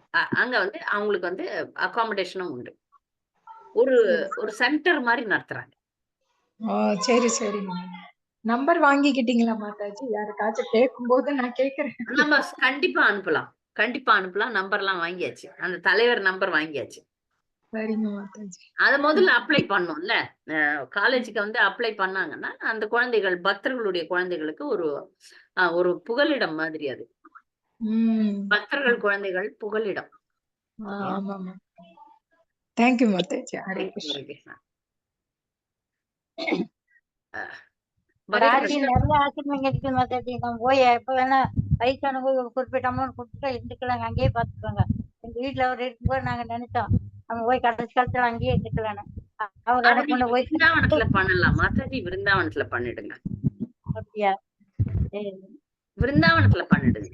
விருந்தாவனத்துல நீங்க வந்து உங்களுக்குன்னு ஒரு குறிப்பிட்ட அமௌண்ட் நீங்க கொடுத்து உங்களை பாத்துக்கிறதுக்கு ஏற்பாடு அந்த மாதிரி விருந்தாவனத்துல திட்டமிடுங்கள். இல்ல மாயாப்பூர்ல கூட நீங்க திட்டமிடலாம். நீங்க வந்து திட்டமிடலாம். அது ஏன்னா அதுதான் நல்லது. இப்போ எனக்கு பணம் இருக்கு, வசதி இருக்கு, என்னை யாரும் பாத்துக்கிறதுக்கு இல்லைனால நான் ஆட்களை ஏற்பாடு பண்ணி ஒரு குறிப்பிட்ட அமௌண்ட்டை கொடுத்துட்டோம்னா பாதுகாப்பாக நம்ம யார் நல்லா கவனிச்சுக்கிறாங்க, ஒரு பாதுகாப்போட பீஸ்ஃபுல்லா நம்ம போற நேரத்துல கொஞ்சம் அமைதியா இருக்கணும். அமைதியான நிலையில இந்த உலகத்தை விட்டு பகவத் சிந்தனையில போகணும். வேற எந்த பிக்கு பிடுங்கல்லாம் யோசனை பண்ணின்னு அதை பண்ணின்னு அவ்வளவுதான். ஒரு காலகட்டத்துல அதை தவிர வேற எதுவும் வேண்டான்னு அமைதியாக போறதுக்கு நீங்க வாழ்க்கையை இப்பவே திட்டமிடணும். இப்பவே அதை நோக்கி போகணும், அதை நோக்கி பயணிக்க வேண்டும். அடுத்த வாரம் கண்டிப்பா வகுப்பு நடத்துவேன். பாடங்கள் நம்ம தொடர ஆரம்பிச்சிடலாம். ஹரே கிருஷ்ணா மாதாஜி. ஒரே டவுட் என்னன்னா, நிறைய மாயா அவங்களுக்கு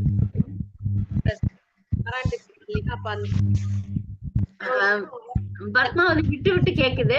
மத்த பக்தர்கள்லாம் நான் கொஞ்சம் மியூட் பண்றேன், அப்புறமா பேசுங்க. ஒரே நிமிஷம். சொல்லுங்க மாதாஜி. பத்மாவதி சன் இப்ப போனால மாதாஜி பாராயணத்துக்கு போகும்பொழுது அங்க நடத்தினவர் மாயாவாதி தான். ஆனா அவர் அங்கதான் அவருடைய வீடு எல்லாமே அவர் அங்கதான் இருக்கார், அங்கதான் தங்குறார், பிறந்து வளர்ந்து எல்லாம் பண்ணது அவர் அங்கதான். ஆனா கம்ப்ளீட் மாயாவாதம். இந்த இஸ்கான்னாலே பிடிக்காது. பயங்கர பிராமணத்துவம் பாப்பாரு, பிராமணர்கள் தான் அப்படின்னு பாப்பாரு. ஆனா அவர் வாழறது காசியில. சோ ஆனா அவர் இருந்தால் கூடவா மாதாஜி ராமநாமத்தை சொல்லிடுவார் இல்ல? ஏன்னா நமக்கு பக்தி பண்ணாம பகவான் கிட்ட போக முடியாது இல்லையா? கண்டிப்பா. இதுதான் வந்து இந்த கேள்விக்கு பக்தர்கள் எப்போதும் கேட்கக்கூடிய கேள்வி. நம்ம வந்து எல்லாத்தையும் ஏற்பாடு பண்ணிக்கலாம். நான் எனக்கே போக விருப்பம் இல்லைன்னா நான் எப்படிமா போறது? ஏன்னா அந்த டெஸ்டினேஷன் ஆன்மீக உலகம் என்பது நீங்கள் விரும்பினாதான் போக முடியும். நானே ஜோதியில கரையணும்னு நினைச்சா நான் எப்படி ஆன்மீக உலகத்துக்கு போக முடியும்? சிவபெருமான் கண்டிப்பா நமக்கு உதவி பண்ணுவார். கிருஷ்ணர் தயாரா இருக்கிறார், வாங்கன்னு சொல்றார். நாமளே போக விரும்பலன்னா? எல்லாம் தெரிந்தும் முக்கியமான விஷயத்தை அறியாமல் இருந்தோம் என்றால் போக முடியாது. முக்தி கிடைக்கலாம். முக்தி என்பது வேறு, ஆன்மீக உலகை அடைவது என்பது வேறு. முக்தி என்பது பல வகைப்பட்டது. அதெல்லாம் பத்தி வகுப்புல நிறைய சொல்லிட்டேன். அதுல முக்கியமானது இந்த உலகாய துன்பங்கள் இல்லாமல் இருப்பது முக்தி. இந்த உலகத்தை விட்டு பிரம்ம ஜோதியில கலக்கிறது முக்தி. இந்த மாதிரி முக்திகள்ல ஒருத்தன் ஆசைப்பட்டான்னா அது வந்து பௌதிகவாதம் தான், அது ஆன்மீகம் கிடையாது. அது நிறைய பேருக்கு தெரியாது. ஆனால் அந்த குறிப்பிட்ட நபர் காசியிலே வாழ்ந்து கொண்டு, மாயாப்பூர்ல வாழ்ந்து கொண்டு, விருந்தாவனத்துல வாழ்ந்து கொண்டு, கிருஷ்ணர் பக்கத்திலே கூட இருக்கலாம், எல்லாமே செய்யலாம். ஆனால் அந்த குறிப்பிட்ட நபர் விரும்பவில்லை என்றால் நடக்காது. நம்முடைய ஆழ் மனசுல நமக்கு இதெல்லாம் சுக்கிருத்தி, இதெல்லாம் புண்ணியம், இதுக்கெல்லாம் பண்ணிட்டோம். கடைசியில நான் வந்து பரீட்சைக்கு உட்கார்ந்துட்டேன். எல்லாமே கரைச்சு குடிச்சிருக்கிறேன். எப்ப கேட்டாலும் பதில் தெரியும். ஆனால் நான் எழுதவில்லை என்றால் பரீட்சையில நான் ஃபெயில் ஆக போறேன். பரீட்சையில் நான் தோல்வியுற போகிறேன். எனக்கு இருக்கிற அகங்காரம், நான் முழுசா எல்லாத்தையும் படிச்சுட்டேன். எப்பொழுதும் நான் முதல் மாணவன், எல்லா வசதியும் இருக்கு.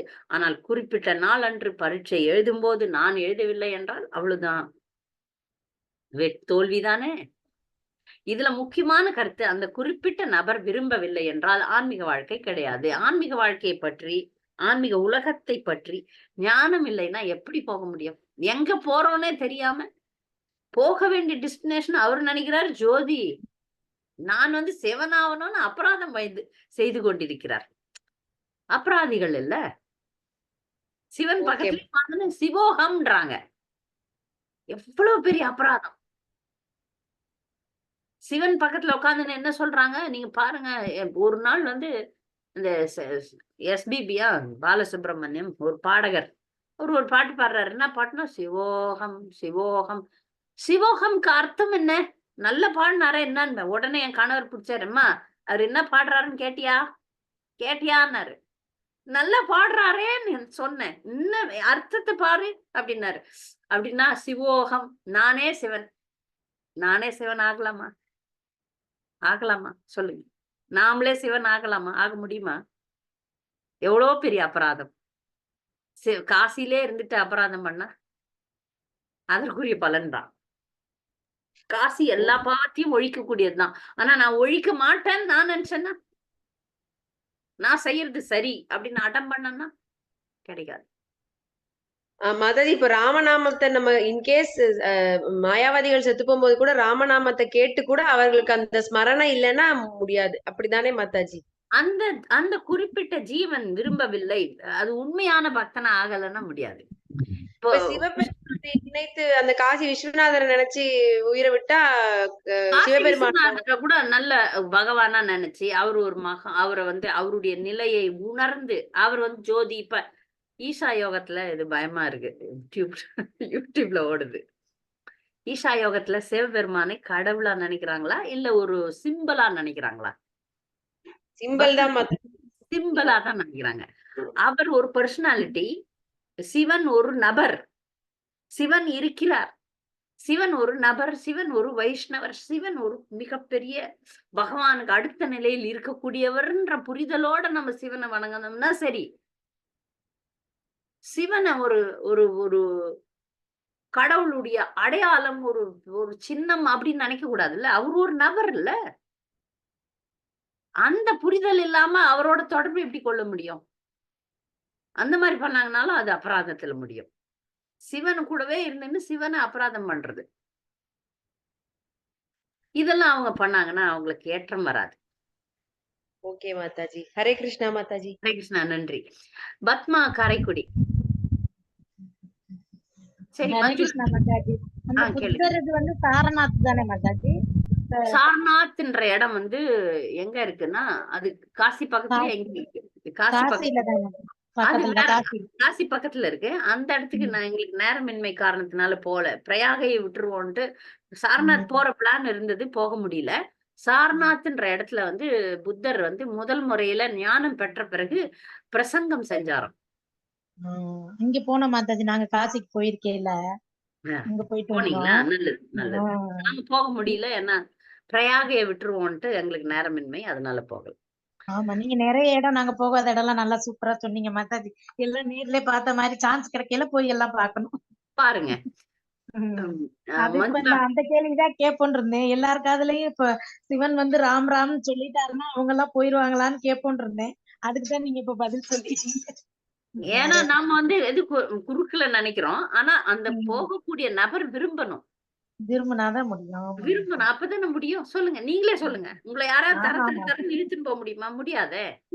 நீங்களும் அதை விரும்பி அதையும் அது கிடைச்சதுன்னா போலாம். அதான் விஷயம். ரொம்ப சூப்பரா நல்லா சொன்னீங்க. அதான் உங்களை பார்த்த மாதாஜி, நீங்க அங்க இருந்தது அந்த போட்டோ வண்டி பிரபு அனுப்பியிருந்தாரு. போட்ல போயிருக்கீங்கல்ல மாயாப்பூர். அது வந்து மாயாப்பூர் பரிக்கிரமா, அது பரிக்கிரமால போனப்ப. இப்ப நீங்க அயோத்தியில போயிருக்கீங்க. அதை நான் யாருக்கும் நான் அனுப்பல. இனிமேல் தான் அனுப்பணும். மஞ்சுளா மாதாஜி கேளுங்க. ஹரே கிருஷ்ணா. ஞானவாபி பார்க்க விடுறாங்களா அந்த கீழே ஓபன் பண்ணி இருக்கிறத? அது வந்து ஞானவாப்பி எப்படி இருக்குன்னா, அங்க ஃபென்சிங் இருக்கு, அங்க இரும்பு கம்பி இருக்கு. அந்த நந்தி வந்து அந்த ஞானவாப்பியை தான் பார்த்துருக்கு. அது வந்து உடஞ்சி போய் பழடைஞ்சு ஒரு கொகையாட்டம் இருக்கு. அந்த கோயில் வந்து பழடைஞ்சு இருக்கு. அந்த இடம் வந்து அப்படி அந்த இடத்துல சிவன் அவரு சிவபெருமான வச்சிருக்கிறாங்களா இல்லையான்னு தெரியல. ஆனா நந்தி அதை நோக்கிதான் இருக்கு. அது சர்ச்சையில இருக்கு. அது வந்து அது கிடைச்சிடுச்சுன்னா அங்கதான் சிவன் இருக்கணும் நியாயமா. இப்ப ஓபன் பண்ணாங்க இல்ல அந்த பூஜை பண்றதுக்கு கிட்டத்துல எல்லாம் பண்ணிருக்காங்கல்ல. அதாவது அந்த இடத்த காட்டுறாங்க. கொஞ்சம் உடைஞ்சு போன கோயில் மாதிரி இருக்கு. அந்த இடத்த காட்டுறாங்க. ஃபென்சிங் இருக்கு, அங்க வேலி இருக்கு. நாம போக முடியாது. நந்தி வரைக்கும் போலாம், நந்தி போலாம். நந்தி இந்த பக்கம் இருக்கு. அந்த பக்கம் வந்து அந்த இது ஆட்டம் இருக்கு. உடைஞ்சு போனதெல்லாம் இருக்கு, மண்ணா உடைஞ்சு போனதெல்லாம் இருக்கு. அதனாலதான் நந்தி அந்த பக்கம் பாக்குறாரு. ஏன்னா அங்கதான் இருந்தாரு அவர். அந்த விக்கிரகம் எங்க அதெல்லாம் தெரியல. அடுத்து அயோத்திக்கு அப்புறம் ஆத்தியம் சரி பண்ணுவாங்கன்னு நினைக்கிறேன். அப்படிதான் நினைக்கிறேன். பாப்போம். ஏப்ரல் கடைசியில போறேன் மாதாஜி அயோத்தியா காசிக்கு. அதான் ஜீவன கௌரஹரி பிரபுவோட போறீங்க கேள்விப்பட்டேன். அனுபவங்களை பகிர்ந்து. ஹரே கிருஷ்ணா. அயோத்தியில அந்த அனுமார் அந்த 60 படி ஏறினீங்களா? அது போக முடியல மாதாஜி. அங்க ஏராளமான கூட்டம் இருந்தது. தூரந்து தான் கோபுர தரிசனம் தான் பார்த்தோம். ஓ சரி. நாங்க 21ஆம் தேதி நீங்க போய் ஏற முடியுமா என்னன்னு தெரியல. அவ்வளவு இப்ப அயோத்தியில சரியான கூட்டம். ஆமா, அது விடுமுறை நாட்கள். நீங்க எப்படி போக போறீங்கன்னு தெரியல, பாத்துட்டு வாங்க. வெயில் காலம், வெயிலும் நிறைய ஆகிடுச்சு. ரொம்ப வெயில். கோயில இருந்து கூட்டிட்டு போறாங்க. ஒரு 100 பேர் பக்கம் போறோம். எப்படி கூட்டிட்டு போறாங்கன்னு தெரியல. பிரசாதம் எல்லாம் பிரச்சனை இல்லை, அதெல்லாம் அரேஞ்ச் பண்ணிட்டாங்க ரூம் எல்லாம். இப்போ பாக்குற தரிசனம் தான் என்னன்னு தெரியல. கவனமாக சென்று வர வேண்டும். ஹரே கிருஷ்ணா. சரி, ஹரே கிருஷ்ணா.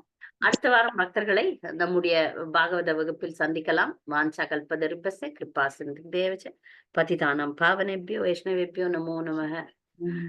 நன்றி. ஹரே கிருஷ்ணா.